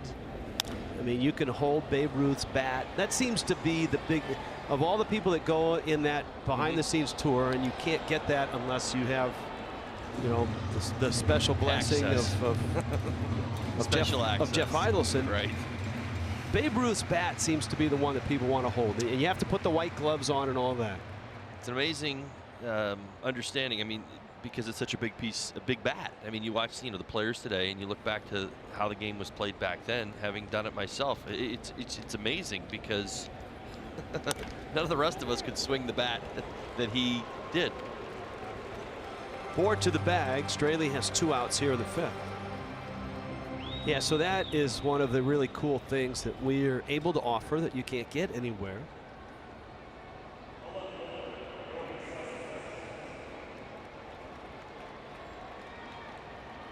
The journey to Cooperstown alone is worth it. it's an amazing journey. You can't really get close by flight. You get relatively close. You can go to Syracuse or Albany, and then you've got about an hour and a half drive. But it's gorgeous. It's beautiful. It's on, I believe it's Lake Otesaga as well. Cespedes, little tapper back to Straley. Cespedes not moving that well up the line. Straley goes 1, 2, 3. We are halfway through, kids. Bobbleheads. 3-2.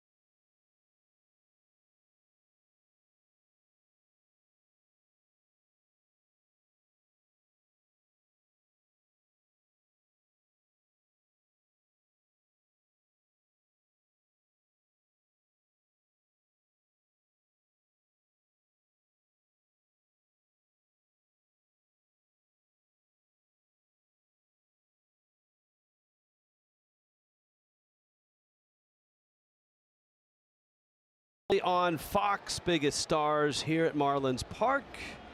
Make sure you're tuned into Fox on that magical night. D. Gordon shoots it out to center field. Granderson charges in, and he makes the catch. First out, bottom 5, Jessica Blalow. Hey, Rich, you guys have been talking about some of those awesome prizes that are going to be offered tomorrow night in the fantasy auction. I'm getting some very specific questions about a few of them on Twitter. First off, a Mets fan wants to know if a lock of Noah Syndergaard's hair is going to be offered in the Mets pack. And then Mitch wants to know, what is the starting bid for Terry to record his outgoing voicemail message? Terry, who reads our disclaimer, I don't know, $500 maybe? It's all for the kids. Terry's worth more than that, in my opinion. All right. Hi, Terry. Well, that's the starting bid. And right, the Syndergaard hair thing, you know, I should have grabbed one of those hair hats that they had, the promotion they had up in New York, which was not his hair. We were there for that, but that's still a pretty good giveaway. Right. Well, Syndergaard baseball. Now, some fans might rather have his hair, but I think he'd rather like his hair. There you go. That's one of those hats. There it is, right there.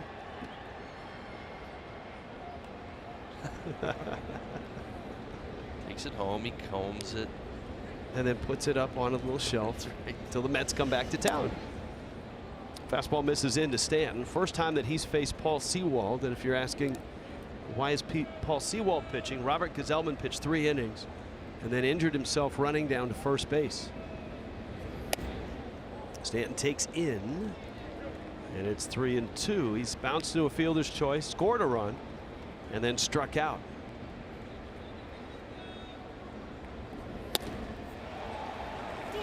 And Stanton upset, strikes out. Been a frustrating night for him, and that brings Yelich up. Now back-to-back strikeouts for Stanton. Whether Gesellman or Sewald throwing sliders at the top of the zone. You see that he's behind that one, fooled by the spin in the rotation. Bit of an emergency hack right there.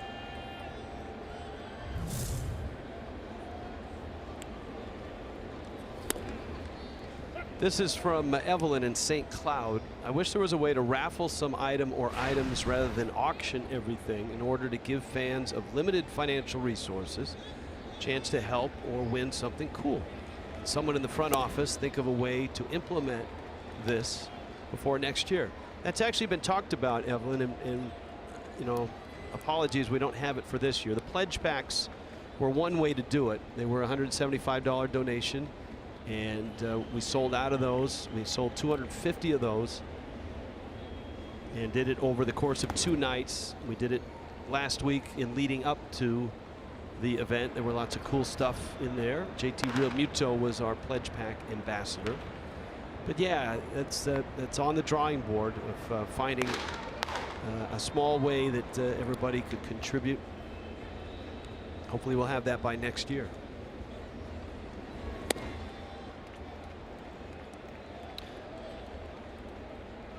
Billy from Fort Pierce wants to know who's playing in the Celebrity All-Star game, the Celebrity Softball game. I don't think we have rosters out yet. 2-2. See, I think they should have, along with the players ballot, I think they should have the Celebrity Softball ballot. So like if you wanted Pitbull on the National League team. Right. Right? Jennifer Lopez, American League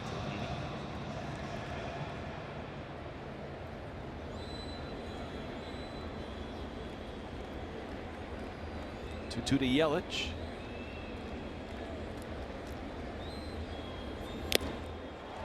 And Yelich goes down. Sewald goes 1-2-3 in the 5th.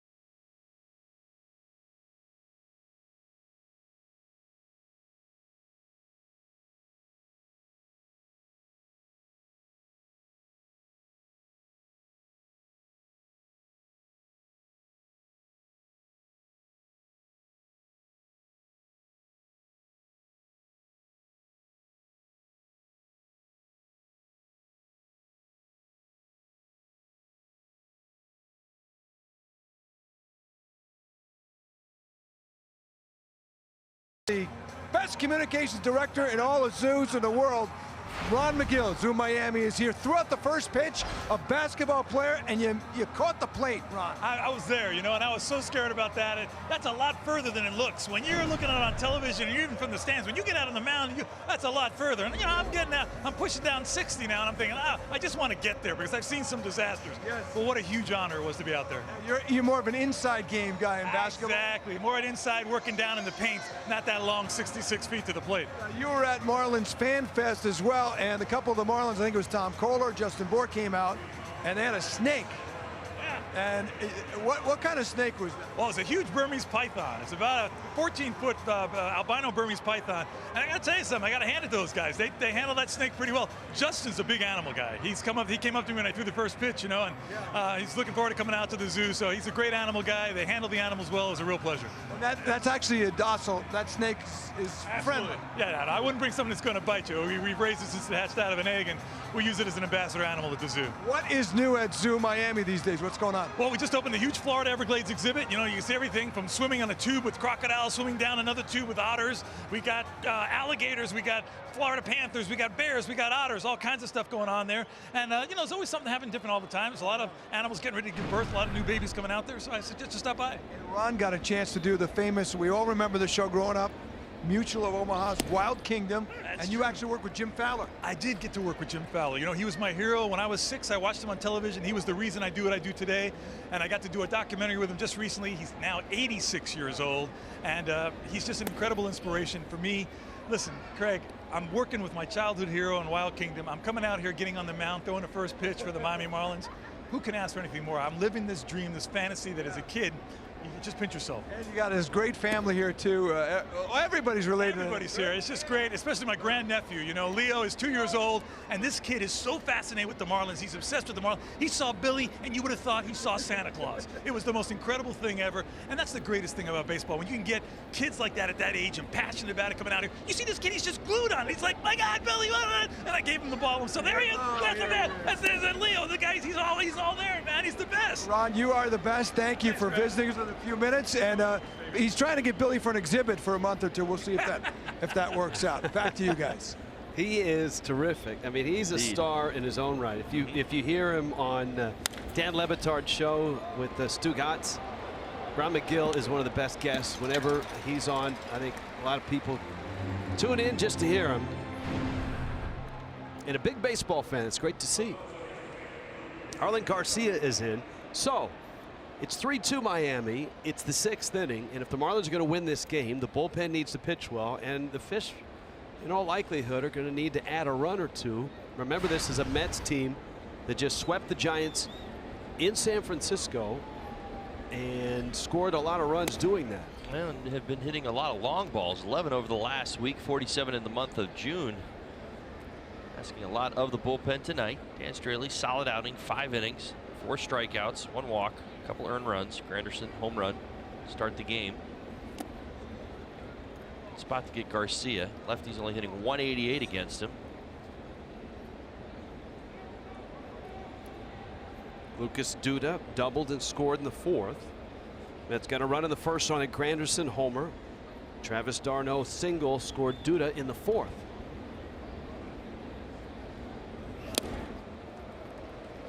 And a strike there. Doug from Coconut Creek emails, who will be pitching to Giancarlo for the home run derby? Well, Pat Shine, who was the Marlins video coordinator for the last 3 years and one of the Marlin coaches, pitched to him in San Diego. Shine has gone on to manage in the minor leagues, so I don't know that he's available.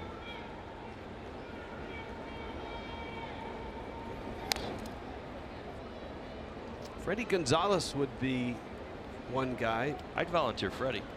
Now, the nice thing, I'm not sure he appreciates me volunteering him, but I'll do it. Nice thing about Freddie is that he's an ex-catcher, and catchers throw the best batting practice. Darts. They throw the 4-seam fastballs that stay nice and straight.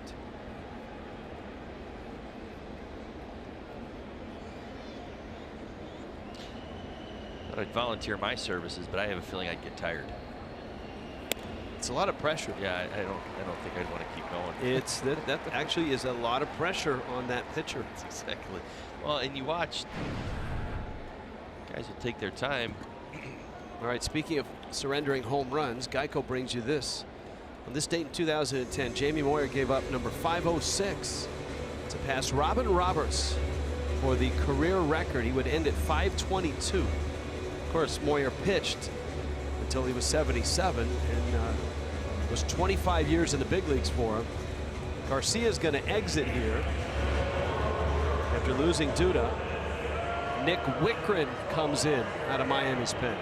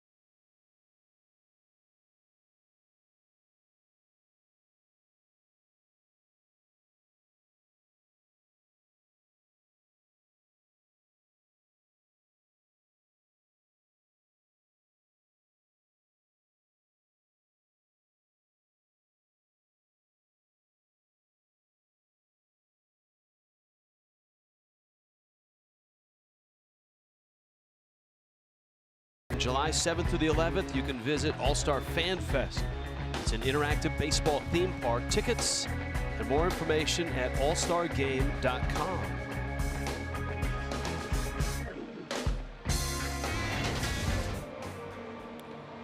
Marlins Park tonight.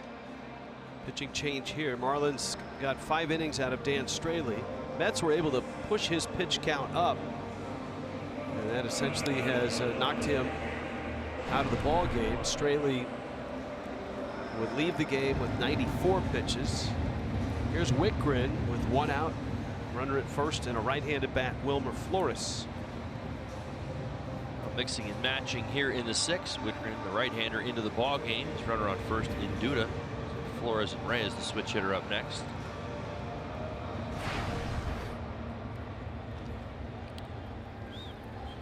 Pretty good splits for Flores. Was flied out and bounced out.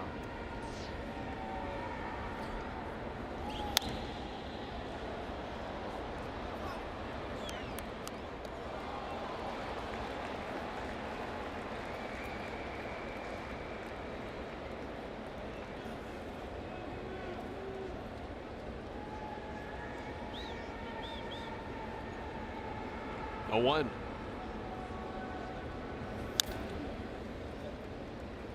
Mets and Marlins in similar spots record-wise. Mets 34 and 41. Marlins 34 and 40. And of course, for everybody, including the Braves, it's a battle for second place with Washington's sizable lead. 8.5 game lead, although that's actually down a little bit lately. Atlanta 8.5 back, Miami 10 back, Mets 10.5 back, and the Phillies really in the basement, 20.5 games back.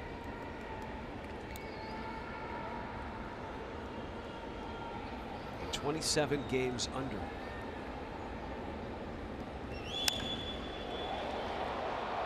Yelich.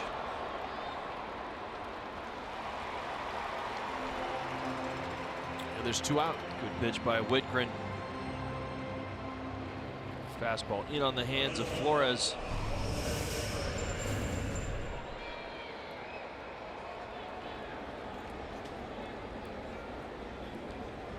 How about that? I love that.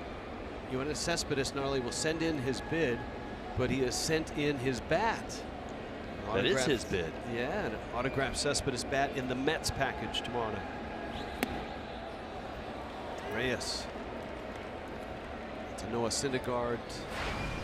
Baseball in there. I believe Terry Collins is going to donate the lineup card from tomorrow night too. The Mets lineup card. And Reyes is really searching at the plate. Not completely fooled.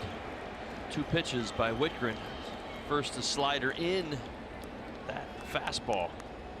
Out of the count 0-2.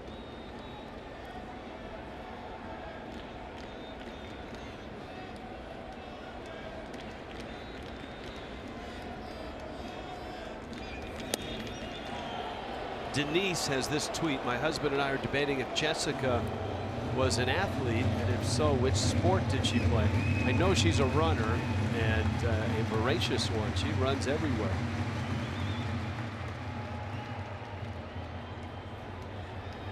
One-two pitch. It's down low. Jess, athletics in your background? I was an athlete growing up. I actually swam competitively for 10 years. I was a butterflyer, and I loved the IM, which has 1 lap of every stroke. And then I also played volleyball for 8 years. But if you notice the man arms and the man shoulders, that comes primarily from swimming. That's what I affectionately refer to them as.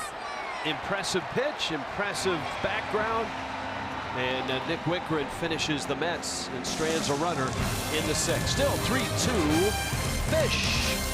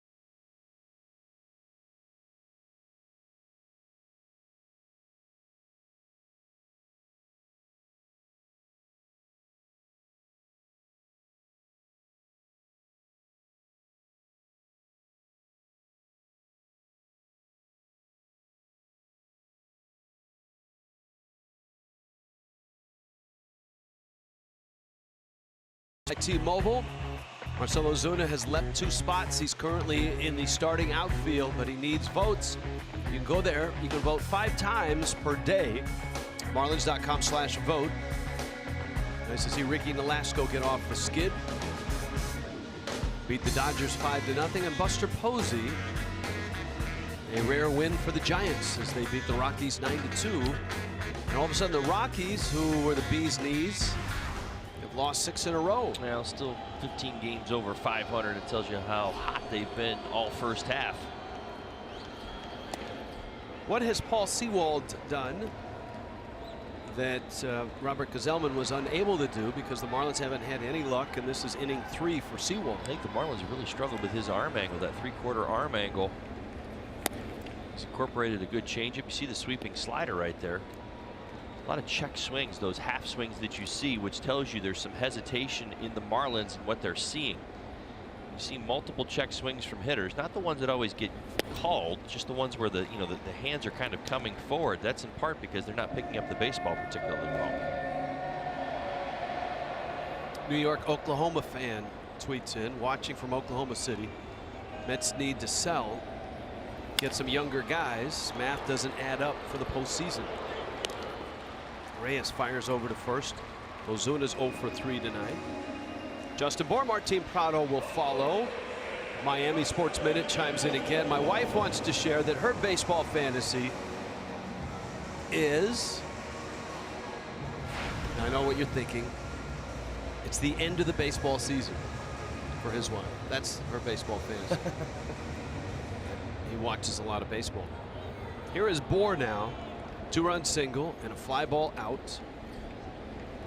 And he takes a strike. This is a good one from Jose. Which team do you think was better, 97 Fish, 03 Fish? And who will have more Hall of Fame players when it's all said and done?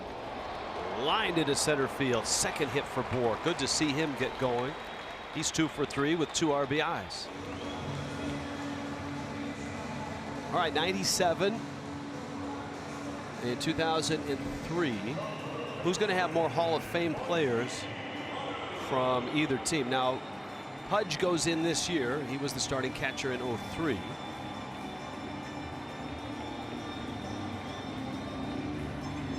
Is there a Hall of Famer on the 97 team? Sheffield would be a candidate, and Sheffield actually has said that if he does go in, he wants to go in as a Marlin. He felt that those were his best years and his best memories. I don't think Kevin Brown has the total body of work. I don't think Rob Nin lasted long enough. He dominated, but I'm not sure he dominated long enough. You think Jim Leland will go in? I do. Okay.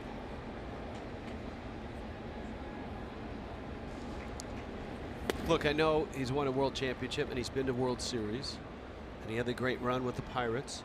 Do you think the World Baseball Classic gives him a little bit of yes, a little bit more cachet? I think it does. Who's better, 03 or 97? If those two teams played in a 7-game series, you don't even need to look over here to get that answer, do you? I'm the wrong person to ask that question to. Reyes shovels, Cabrera turns, and Sewald is still a mystery to Miami. Well, let's ask Conine when we see him next, because he was around for both of them.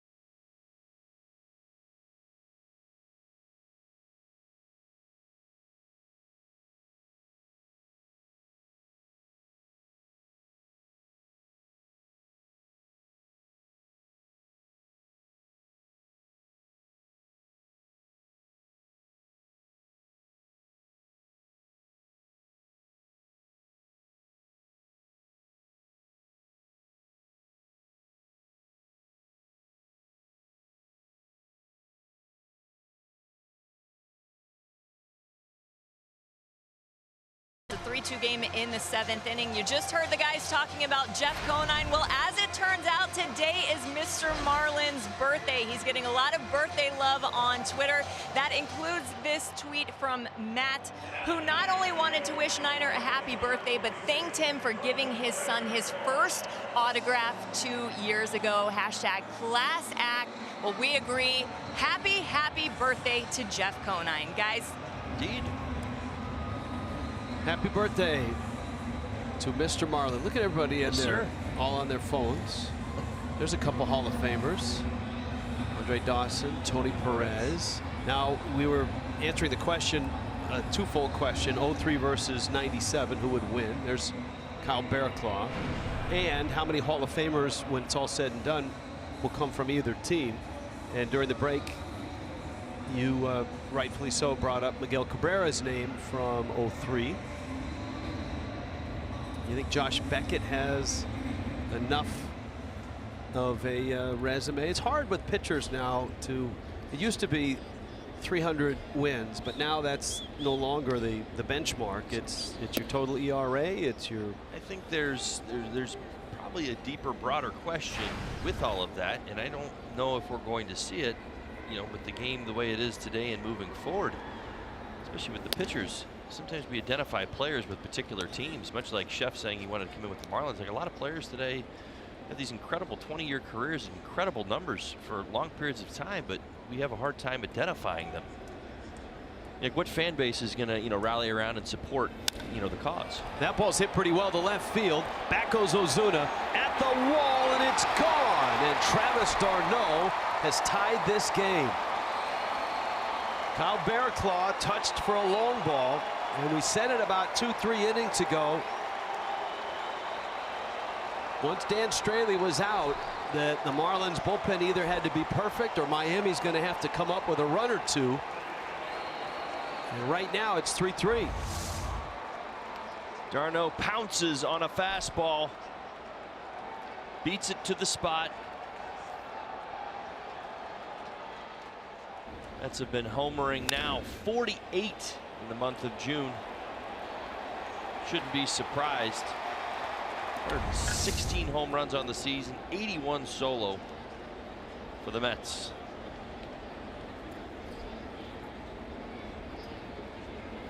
It amazes me the transformation in the Mets over the last, what, 5 years, from a team that couldn't homer, remember, at home in that ballpark. And yeah, they did move the fences in a couple times. Brandon Nimmo getting the at bat here. Now that's all the Mets do, and they did it the last couple of years. They had a lot of home runs. Well, maybe I'll chime in with this nugget. Certainly plenty of series to bring it up, but it was pretty amazing to me as I was looking through the Mets and their stats and their numbers this season and over the last week or so. Coming into tonight's ball game, Rich, 789 fly ball outs. They are in first place by, I believe, over 70 fly ball outs over the #2 team in baseball. Get this, coming into the ball game today, 222 more fly ball outs than the Marlins.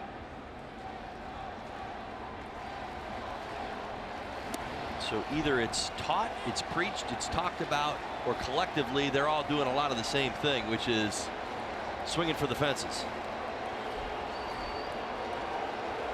Marlin fans, Met fans chanting at each other.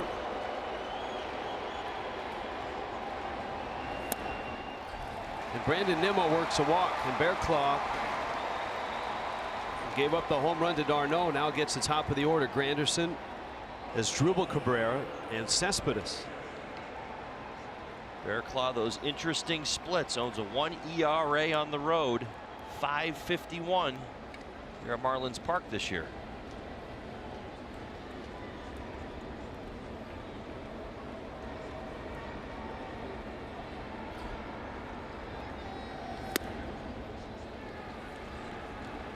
Ryan has this. As a lifelong Mets fan, at least Waltz and Hollingsworth are easy to listen to, unlike some other telecasts. I'm not going to name names. But we got an easy to listen to from a Mets fan. Thumbs up. We appreciate that. Yeah, well, that will just open up a torrent of "you guys suck" from some of the others, but we appreciate that. Up the middle with the shift. Riddle backhands to the bag and gets the double play. Wow. JT Riddle.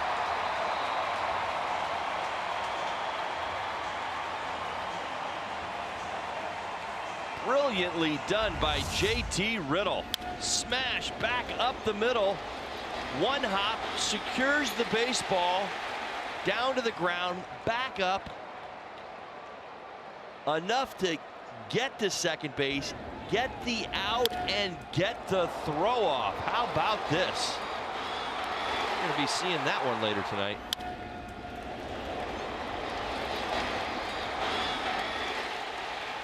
Well, maybe that justifies the trade. I think we're all thinking it, right?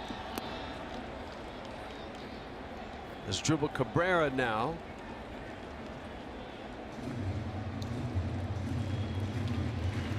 Well, look, the Marlins had 3 shortstops. They did. Numbers didn't support what they were doing, really. They had Riddle, they had Rojas, and they had Echeverria. Player that deserved playing time was going to be on the bench once everybody got back together healthy. Riddle younger, obviously, just into the big leagues. Well, you left-handed, as you pointed out. 0-2. Let's not forget, Rojas is making his way back. Rojas has had a very nice run. He's playing at a very high level this year, too. And I think is warranting, playing time.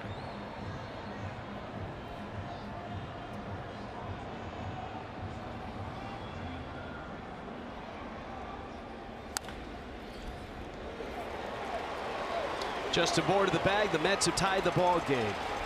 Travis d'Arnaud with a solo homer. 7th inning stretch, 3-3 Owego.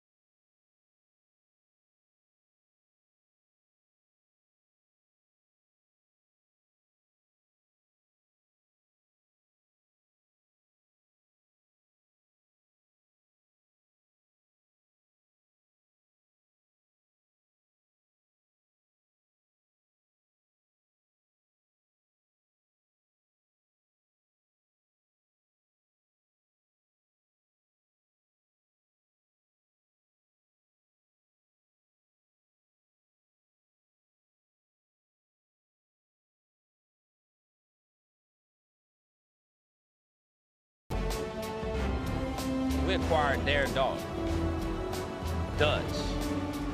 And Dutch came over and held a team meeting. He was like, y'all, this is a country club. Y'all come in relaxed, content, complacent. We ain't winning nothing like that. Not a peep. He commanded that much respect. And I think our accountability went to another level after that meeting. Marlins moment driven by Honda. Our good friend Cliff Floyd, who contributed to the pledge packs. Cliff signed 250 of his bobbleheads. And I hope that you will support his bowling event, which comes up every spring. I'll support it. Yeah, I'd like to see you out in the bowling outfit. You and the big Lebowski, right? That's right. Neil Ramirez. I ripped that thing down the lane. right down the lane. Marlins looking to get this offense rolling. My goodness. So over the last 3 ball games, the Marlins have scored 9 first-inning runs, 3 on Saturday, 3 on Sunday, 3 tonight. But after those first-inning outbursts, 2 hits on Saturday, 2 hits on Sunday, 3 hits tonight. So lots of early offense for the Marlins lately. Have not been able to follow it up. Let's see if they can't get things going here in the bottom of the 7th. JT Realmuto. And he is facing Neil Ramirez.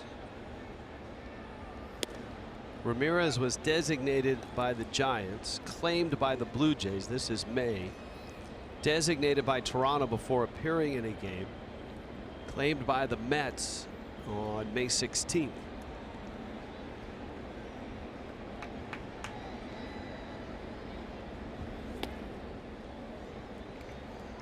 There's some really cool stuff on MLB.com. Mike Petriello, who writes for MLB.com, especially he's a StatCast expert on the running speed of different players around Major League Baseball, and Realmuto grades out highly. By far the best catcher, and he's faster than I believe any third baseman or first baseman as well. Well, I know what you've now just set up. Let's see him go. It's got a 3-1 pitch here. And it's outside. Realmuto walks. And he can steal a base. He swiped 3 this year. You got Riddle coming up and a probable pinch hitter after that. Situation to run. Ramirez not the fastest to home. Realmuto over at first base. Mentioned a little earlier, d'Arnaud 4 for 26 on the season. That's 15%. Throwing out base runners. Ichiro is on deck. Rich and Todd Osme from West Hialeah.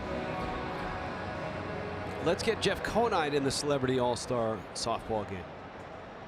I think he may be playing, right? Aren't there a few? If I were a betting man, I'd believe he's an ambassador. I think Andre Dawson is in the game. I think Hawk was in the game last year. Oh, we're being told Al Leiter is in the game. Our good friend Al. We need to ask Preston if he's involved as well. Riddle doubled earlier in the ball game. Previously, there's Hawk. This was last year. Kevin James, Raleigh fingers.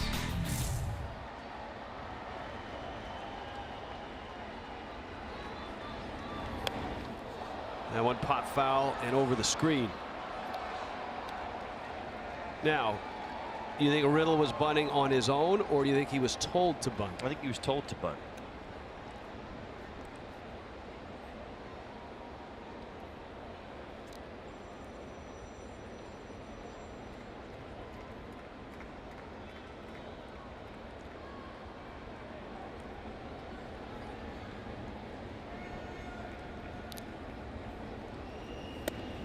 There's your proof.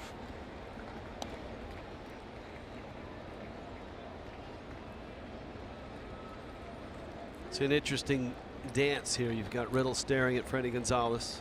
Gonzalez was staring in the dugout. Now he's flashing the signs. Realmuto can run at first. We've established that. Flores crowds at third. And right now, Ramirez can't find the plate. Does that affect what you do at 2-1? I think it could. I was thinking last pitch for me. We see things a little differently sometimes, but good opportunity against Ramirez, who's searching for the strike zone to potentially hit and run.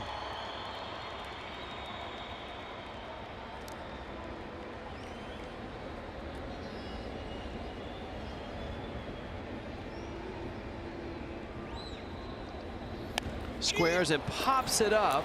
d'Arnaud runs out of room. Counts 2-2. When you've got base stealing percentages as high as the opponents do against d'Arnaud, I almost feel inclined to roll the dice and try and make something happen with that.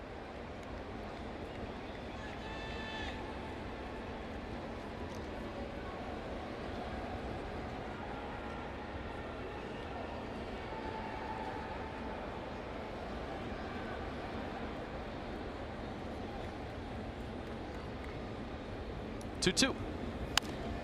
Riddle stays alive.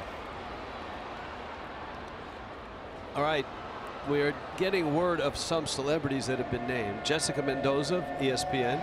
Jenny Finch. Miles Teller from Whiplash. Pudge, Yvonne Rodriguez. Tim Raines, Rock and Hawk. And Al Leiter. Ricky Henderson's in. 2-2 pitch. Oh, he was leaning. Christopher Jackson from Hamilton on Broadway is going to play. So those are just some names that we've been given. Don't hurt that finger.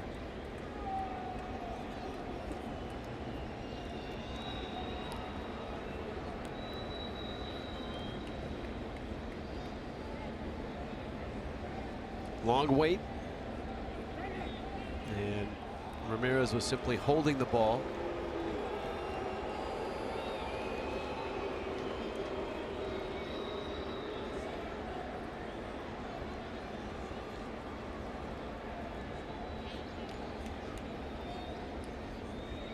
Not a big lead.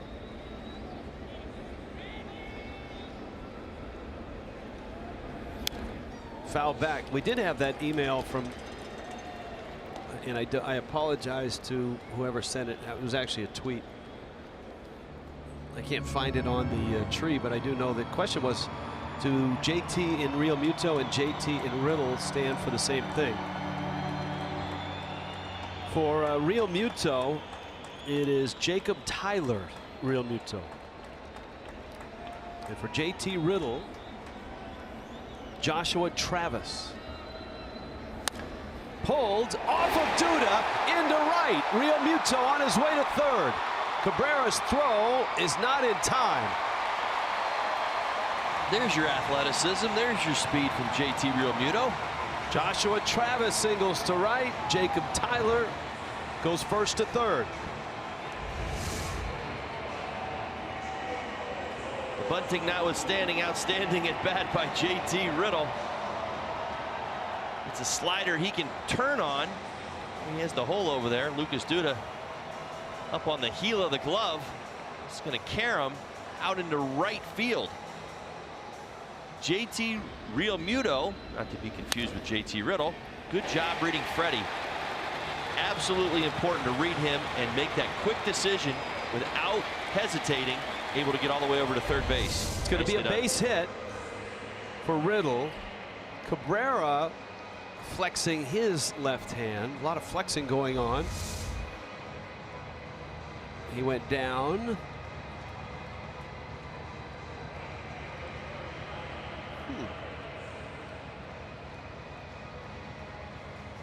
There's the throw. He was flexing his right hand, and it didn't look like that went onto the turf. No, it is, excuse me, it is the left.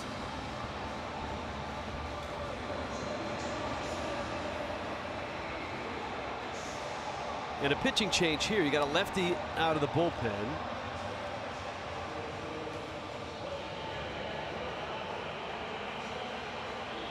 Mets have gone with Jerry Blevins here. And so Blevins takes over for Neil Ramirez. And he will face Ichiro. Star Trek Night returns on the 29th. That's coming up. Mets and Marlins. There's your Marlins Star Trek shirt.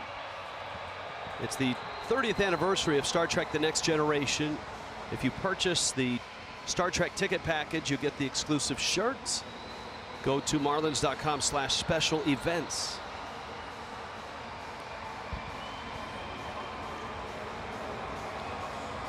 Great start to the 7th inning. Jerry Blevins on, making his 40th Major League high 40th appearance. He's only thrown 25 2/3 innings. What am I describing? A lefty specialist. That's right, left-handed hitters. 138 batting average against.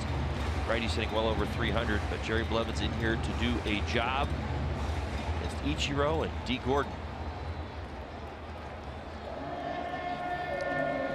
Well, a lot of things in play here. What do the Mets do with their infield? Now, Ichiro has at times been a ground ball machine to second base.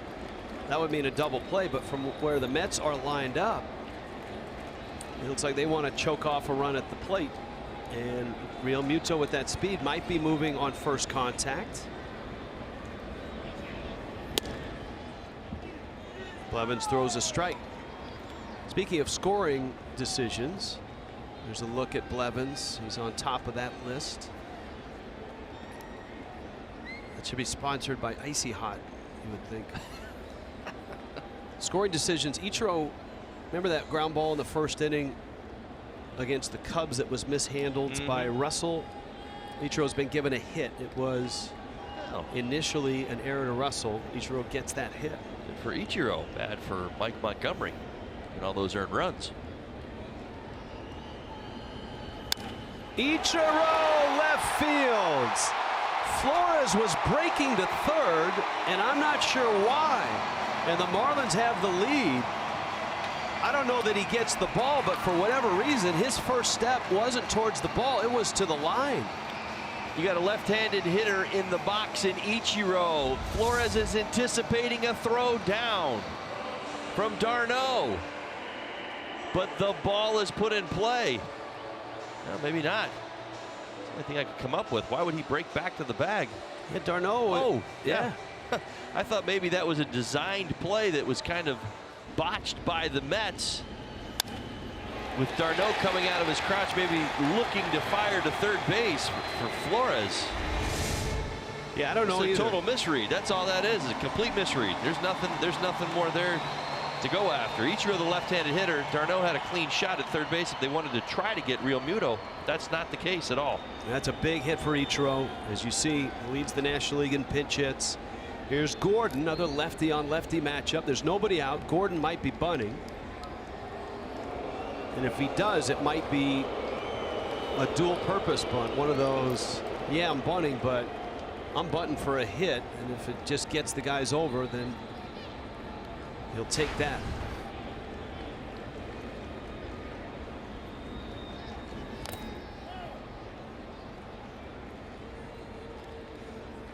Well, that was bunting for a base hit.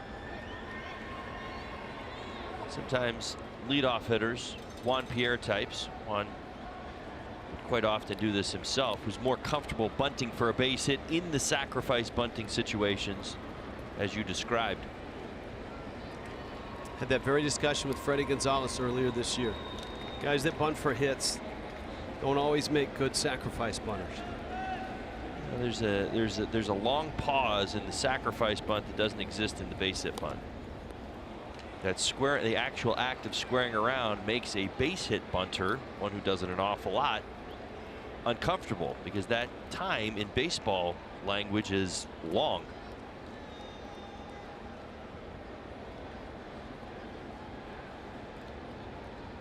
Gordon down 0-2.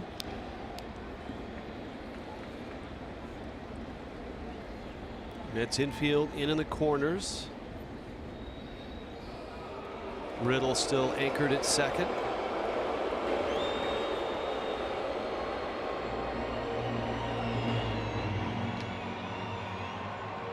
By the way, Garrett sends this in. In his new book, Keith Law makes a good case for Kevin Brown in the Hall of Fame. He has a great WAR. Gordon, little emergency swing, close play. Oh, it's bang bang too.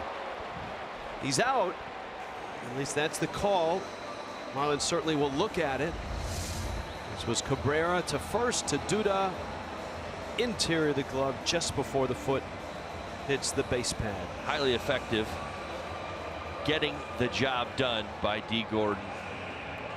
Runners moved up, second and third. Giancarlo Stanton intentionally walked. Bases now loaded for the Marlins here in the 7th. And obviously Terry Collins likes the lefty-lefty matchup.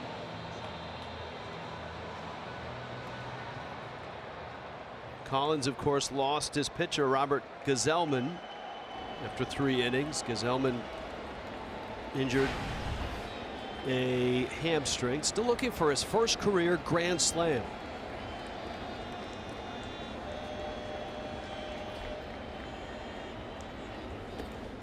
Slow breaking ball. Well, the first 2 at-bats in tonight's ball game are any indication that Christian Yelich is kind of coming out of his funk here on the homestand. He's been on his game. A couple of really nice at-bats earlier in the ball game. It's something to hit here. I wouldn't be surprised if he doesn't turn that goose egg in that column, that grand slam column, into a 1.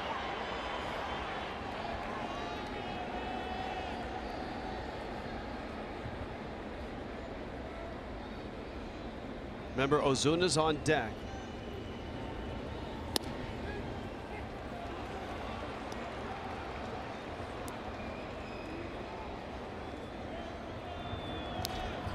Eric Goodell is ready for Ozuna.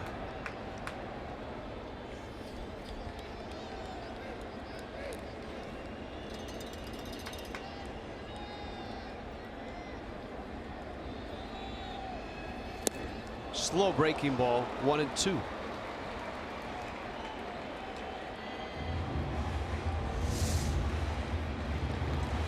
Blevins does well, add and subtract to that breaking ball. You see it high in the zone, finishing off well below the knees.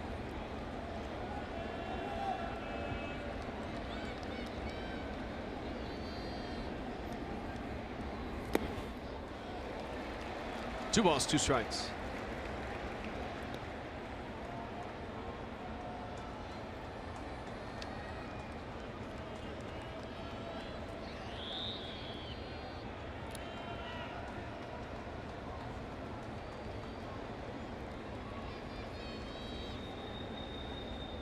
Marlins have retaken the lead and a chance to get more with 1 out, bags loaded. Yelich, center field, base hit. Riddle scores. Ichiro will score. And a big, big hit by Yelich, his 3rd of the night.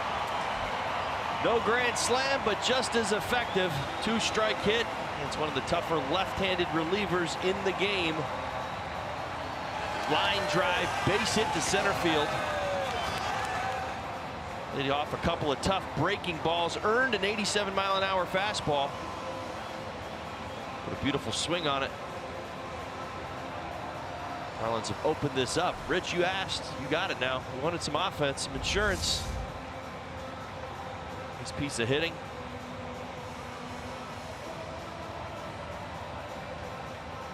That offense back to life. So Yelich drives in 2, 3 are across. Goodell, the right-hander, is coming in. And Miami leads it 6-3.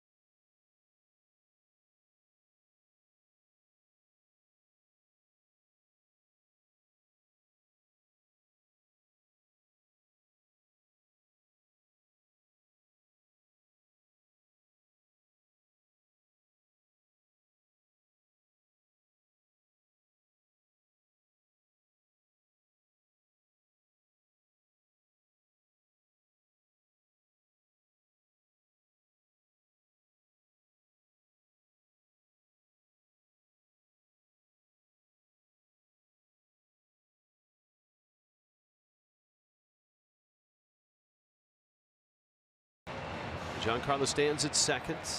And Eric Goodell for the Mets. This is a Marcell Ozuna at bat. There's one out, 3 across, bottom 7.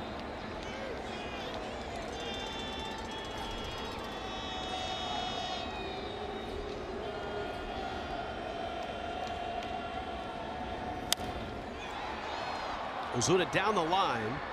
Jay Bruce in pursuit. Makes the catch. Stanton tags and holds.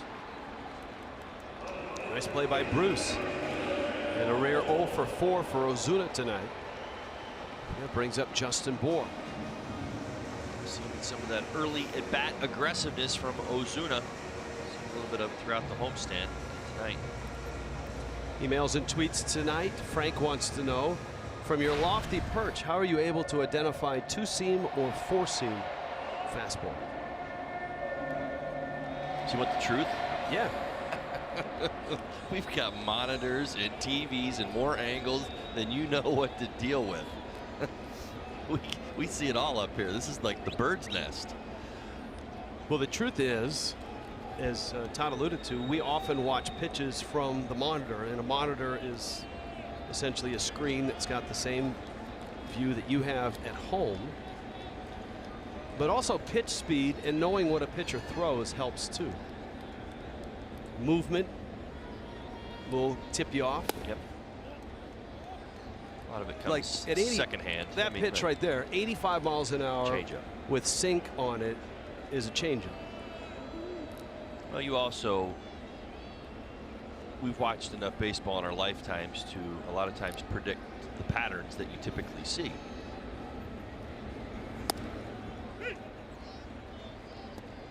Home, you can follow right along. Teach yourself how to pick up what a catcher puts down. You remember your home view at home. You're watching over typically the right shoulder. Here at Marlins Park, we'll give you that dead-on one right over the top of the mound. But you watch Travis d'Arnaud. Bour hooks it, lines it. Bruce has it. Boy, Bour's had some solid at-bats tonight. Lines out, Fish. Lead it now 6-3.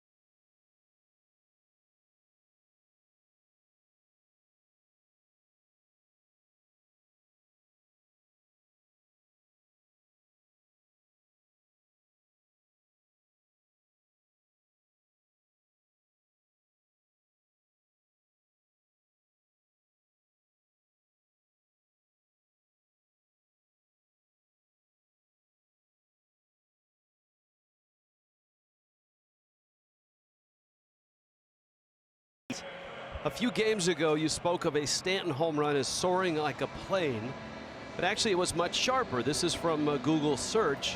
What angle do commercial planes take off?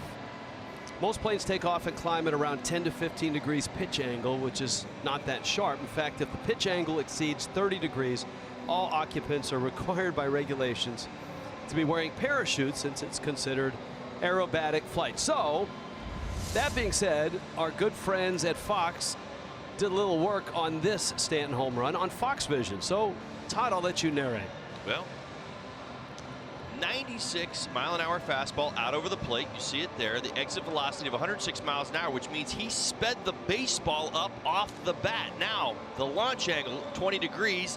That's almost how perfectly he squared that up, just slightly below the baseball, so it gives you a shorter, lower apex, only 50 feet. Now, of course, the distance, because there isn't a higher apex, this wasn't a soaring shot.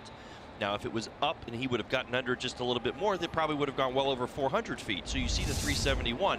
That, by definition, is a frozen rope, a laser, all the terminology that you see in baseball. That is, as I say, something that most major leaguers can't do. 106 miles an hour, hit a ball 371 feet on a frozen rope at 50 feet. Most guys would hit that for a double. Giancarlo Stanton, he's different. David Phelps into the ball game. Yoenis Cespedes at the plate. And there is a strike. Let's get the introductions for Phelps. He handles the 8th. A.J. Ramos undoubtedly for the 9th.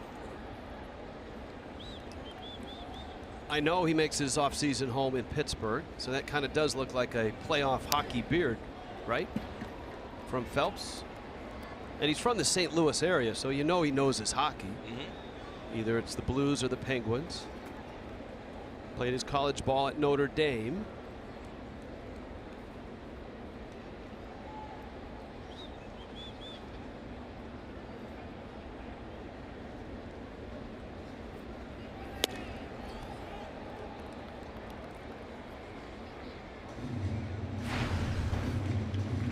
David Phelps, absolutely masterful at home this season. 0.87 ERA. Throwing the ball very well lately.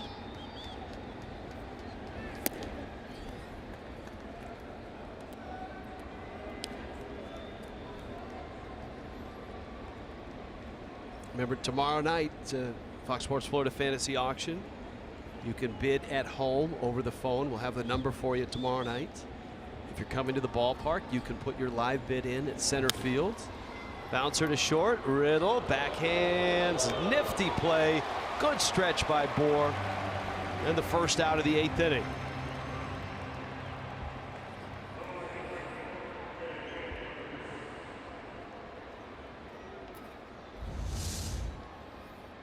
This is the Bang Bang Catch of the Game, brought to you by Bonefish Grill. For great fish, great cocktails, great times, head to Bonefish Grill. That's your Bang Bang play. See, I think they should somehow incorporate bone into the Bonefish Bang Bang play, since he's the guy that has taught all these infielders how to play so well. There he is. His nickname is Bone. Well, you just did it. Yeah, but he should get a few, you know, maybe a free dinner at Bonefish Grill. Well, I'm sure he does. No, not yet. Well, I think they're gonna hear you, and they're gonna do just that. If you are listening, Bonefish Grill folks, that's a perfect compliment. That's the guy. That's Bone. To this promotion. That's Bone. We just showed you him. He's one of the, if not the, best infield instructors in baseball. And his practice field up in Jupiter in the back fields is known as the Boneyard.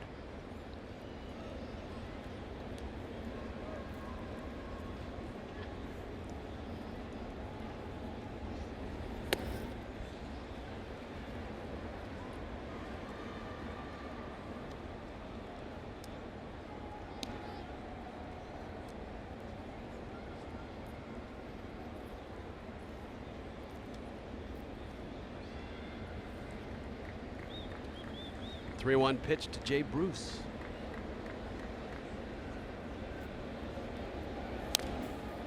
And he pulls it foul. So this was a Dan Straley start. It was shorter than planned. 5 innings. Had 96 pitches. Harlan Garcia, Nick Wickren, Kyle Bearclaw. And now David Phelps.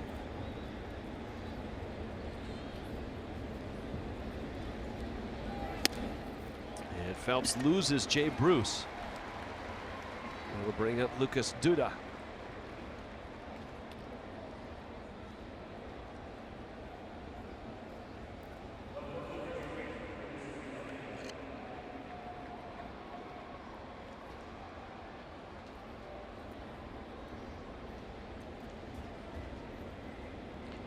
Lucas Duda 1 for 2 tonight. Double in the 4th inning, walked in the 6th. There's the cut fastball. Phelps. Now, what tells you it's a cut fastball for the fan at home that wants to know how you ID pitches? Well, I know Phelps well enough. I've been watching him all season long, know his arsenal, and at that velocity and the movement, that's a slider. There's a difference. At 92 miles an hour with cutting action, much like a slider or a hard slider by definition, you see it with your eyes. That right there, his slider. Sometimes he'll throw that cut fastball away outside, work it back to the outside corner. A lot of times it's the lanes he pitches it in. Also throws cut fastball inside, tries to get it in on the hands of left-handed hitters as well. There it is again. Lucas Duda takes strike 3 called. This is a highly effective Phelps cut fastball. You see the action almost like a slider right there. The little dot that you see behind the baseball, not right there, it's a cutter. Starts outside the zone and it works right back to that corner. What a left-handed hitter will do, much like Lucas Duda just did, give up on it. Wilmer Flores now with 2 outs.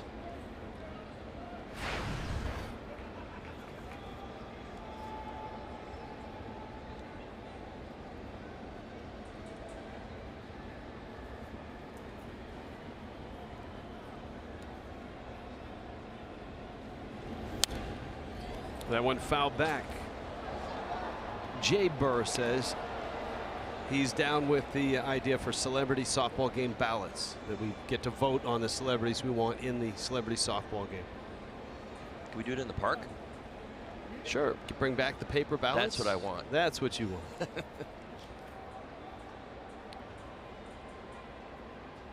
think we should all be entitled to vote at the park.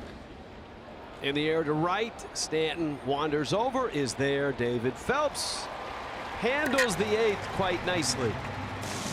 And Miami's lead is 6-3.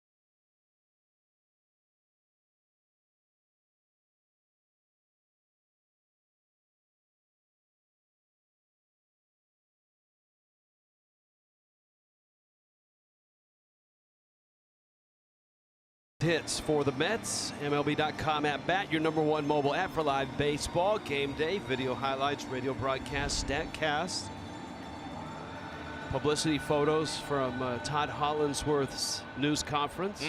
Download MLB.com at bat today. John Sulzer is our award-winning producer. Christian Roberts, our critically acclaimed director. Ken Lee is our graphically talented graphics coordinator. Jessica Blaylock, Craig Minervini, Preston Wilson, Todd Hollandsworth, and me, just some slappy calling the game. Looking forward to tomorrow night. Yeah, it's tomorrow night. The action-packed. I'm going to get to see you in your element. This is your This is your deal. Let me say. Well, look, you're being kind, but I'm telling you, the star of the show tomorrow night is Craig. Well, because Craig gets to fulfill his television fantasy of being a game show host, because he is the host of the actual auction. Yes, we're going to give out Turtle Wax, cleans, polishes, protects, and one easy application. Turtle Wax, Rich, has the hard shell finish. Wow. See, now he usually drops in a Spiegel catalog with the zip code of the Spiegel catalog and all of that. So it's impressive. Well done, Craig. No, it's a fun time tomorrow night. We do baseball. We do that well. We have the auction.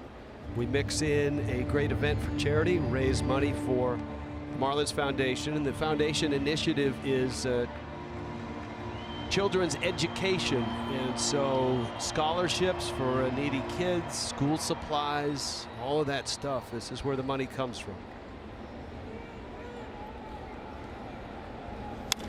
Martin Prado to center field, hits it pretty well. Granderson squares it up and makes the catch.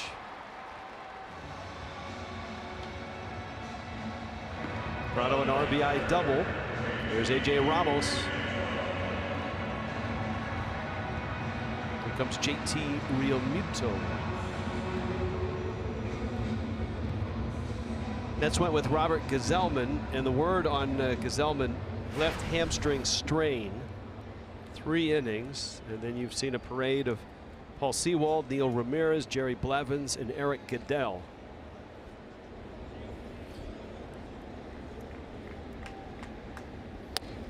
Muto got it all started back in the 7th.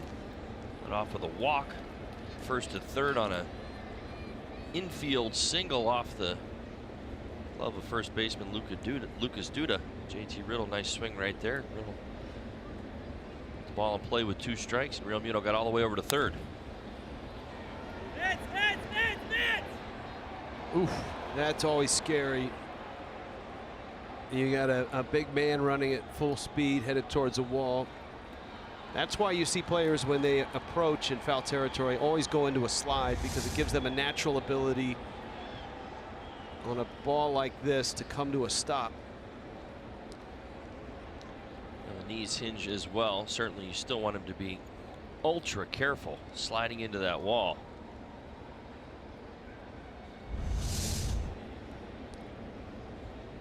A for effort, B for form.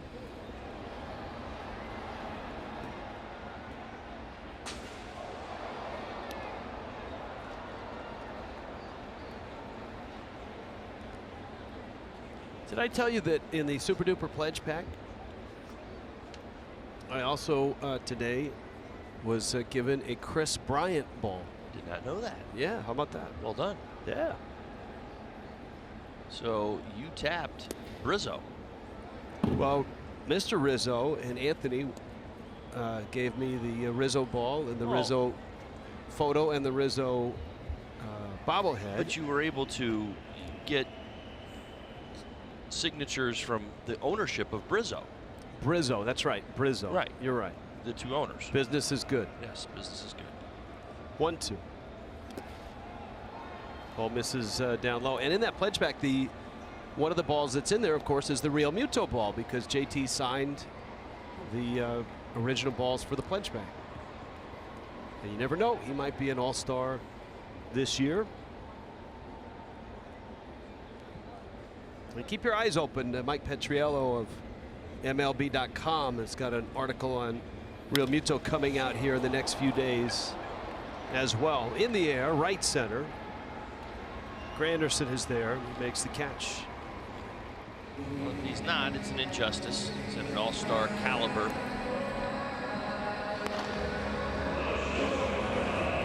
First half. Jay Ramos warming in the Marlins bullpen.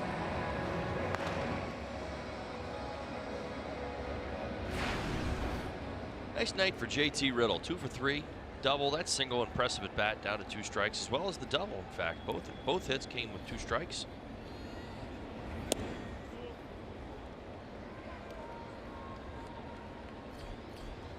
Tyler Moore is on deck.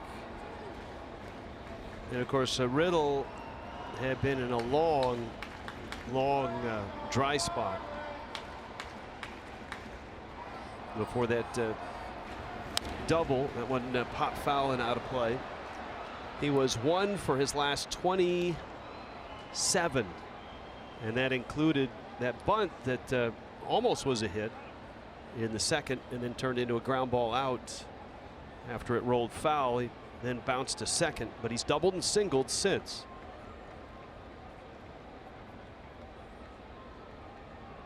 A couple of nice at-bats to go with that spectacular play he made in the 7th inning off the bat of Curtis Granderson when the Marlins found themselves in some hot water.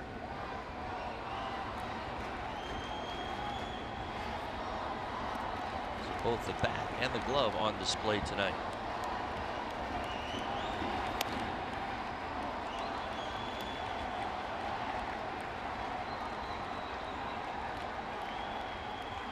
Three and one. Riddle now has 10 doubles.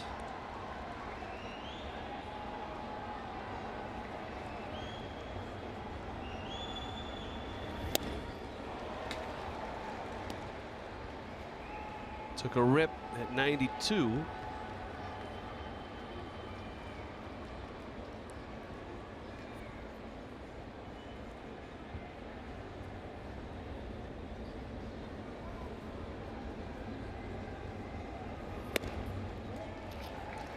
And it's up, and Riddle walks, and it's going to get Tyler Moore in at bat.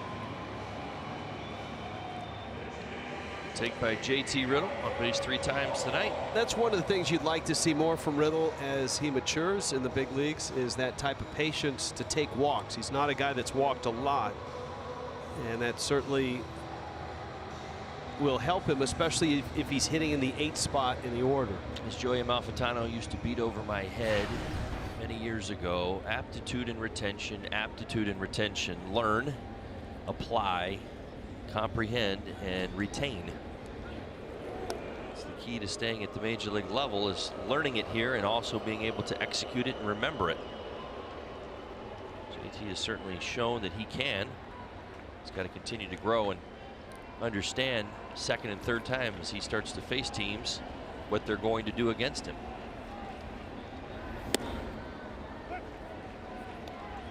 Some tweets I can answer, some I've got no clue, so maybe you can help, or maybe the truck can help. Kathy wants to know, who will the Bachelorette choose, Peter, Dean, or Brian?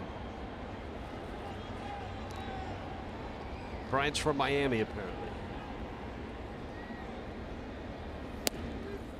Breaking ball's a strike. Greg wants to know, what's your most memorable Hall of Fame experience? Mine was colliding with Ozzie Smith in the doorway of a shop where he was signing autographs.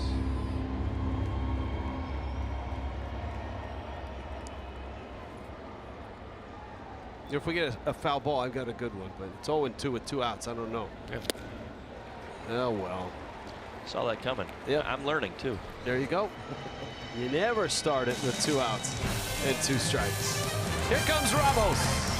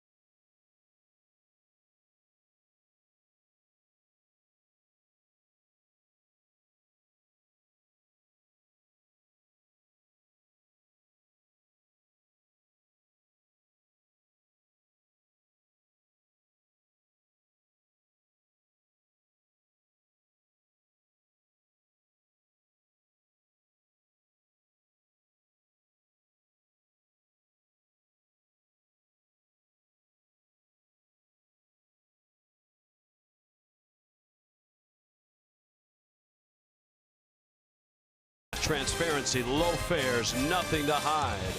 By Jeep, get great deals on the Jeep lineup at the Jeep Spring Clearance events. And by your South Florida Honda dealers.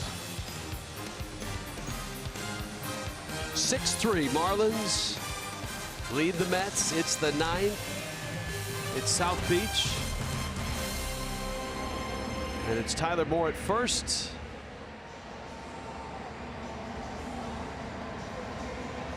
And A.J. Ramos on the mound. Ramos will try to save it. He's got the bottom third, Reyes, d'Arnaud, and the pitcher spot for the Mets. 12 of 13 save opportunities, 92.3%. It's tied for 4th in the National League. Reyes takes down low. This has been a tag team effort ever since Dan Straley went 5 innings. Straley gave up 2 runs on 5 hits. A walk and 4 strikeouts. Arlen Garcia, 1/3 of an inning. Nick Wickren, 2/3 of an inning. Kyle Bearclaw gave up a home run to d'Arnaud in an inning. David Phelps, a scoreless inning. And now Ramos.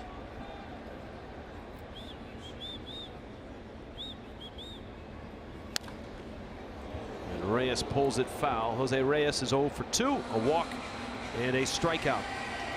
Ramos looking to pick up his 4th save of the homestand. Picked up a couple versus the Cubs against the Nationals.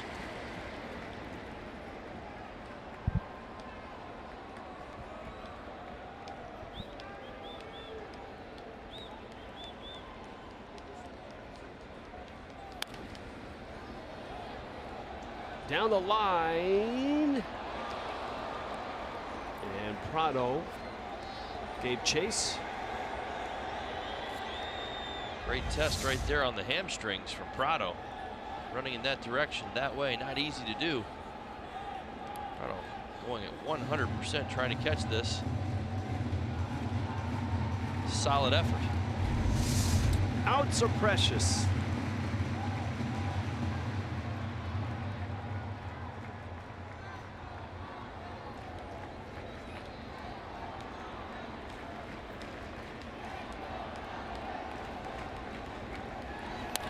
Line drive, that's a base hit. Reyes and the Mets have life.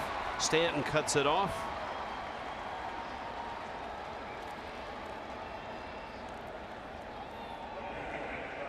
And here comes d'Arnaud, who's had a nice night. RBI single and a home run. This is the hanging changeup here at 85 miles an hour. Does not have the depth. Wants to get that ball down in the zone. That stayed up at the belt. After more is more like a batting practice fastball. d'Arnaud, it'll stay in the yard. Yelich makes the catch.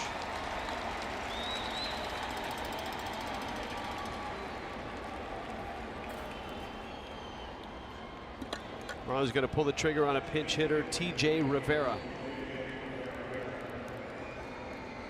Not to be confused with Rene Rivera, who just homered twice in a ball game in San Francisco. That's backup catcher. He had himself a nice Sunday, didn't he? Yes, he did. TJ, JT's. I got all sorts of things going on in my head right now. TJ Rivera on the pinch hit. AJ on the mound. What's your middle name? My middle name? Yeah. Is that a bad question? No, C. C. I'm an M. All right. So TM? Yeah, TM.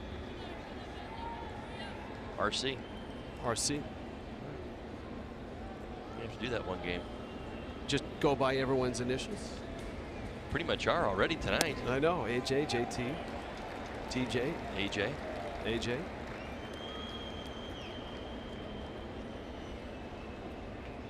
Two AJs, two JTs. Marlins had two Christians on their. Two guys with the first name of Christian on the team until Christian Colon was sent down.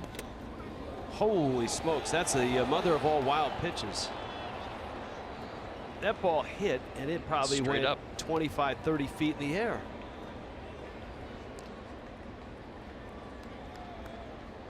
It hit home plate. I think it hit the umpire too. Yeah, well, I believe it hit home plate, ski balled off. Let's see here. Breaking ball down in the zone, so it's already going to get some help. Yep. Oh no, right in front of home plate. Off JT's shoulder. Off the umpire's mask. Sure enough, top of the mask. 500 points. Then it lands in the batter's box. Ramos with a 2-1 pitch. All kidding aside, Ramos does not want Granderson up there, or Cabrera up there, or Cespedes up there with a chance to tie the game with one swing, or to do even more damage if you get as deep as Cespedes.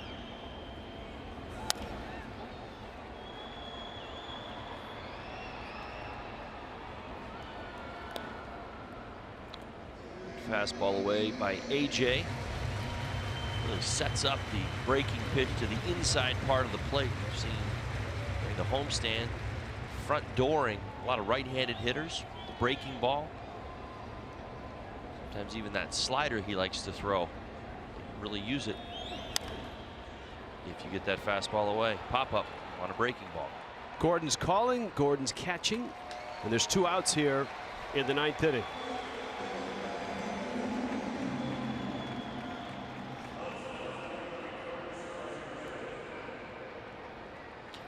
Here comes Granderson.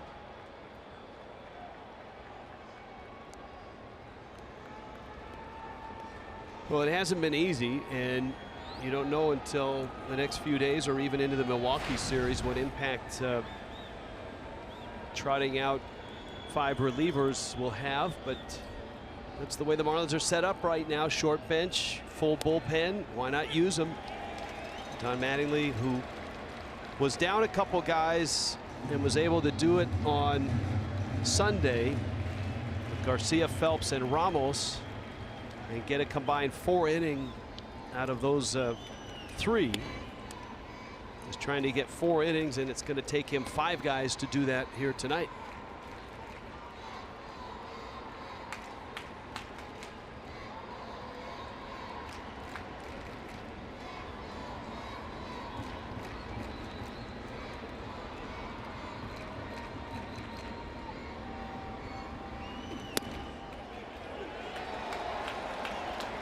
One and 2.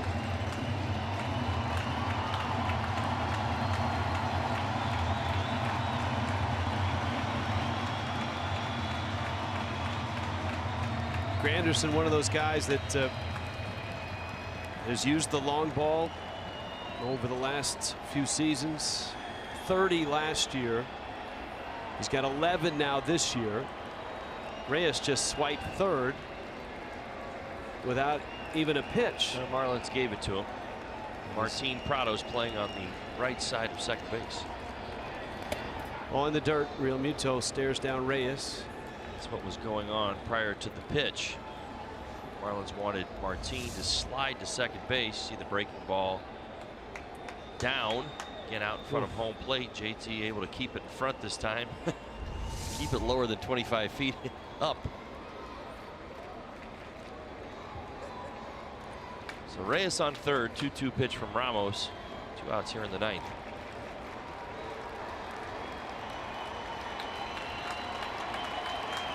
AJ ready. 2-2. In the air left field. Ozuna back and there and skipping, and ball game. Miami wins it and takes game 1. Great bullpen tonight. Garcia, Wickren, Bearclaw, Phelps, and Ramos in relief of Straley. Christian Yelich with 3 hits. Justin Bour had that big 2-run single. Martin Prado, an RBI double, and a real nice win for the Fish. They now have climbed back within 5 games of 500. The Marlins are 35 and 40. All right, kids, thanks for the tweets and emails. Marlins Live is next.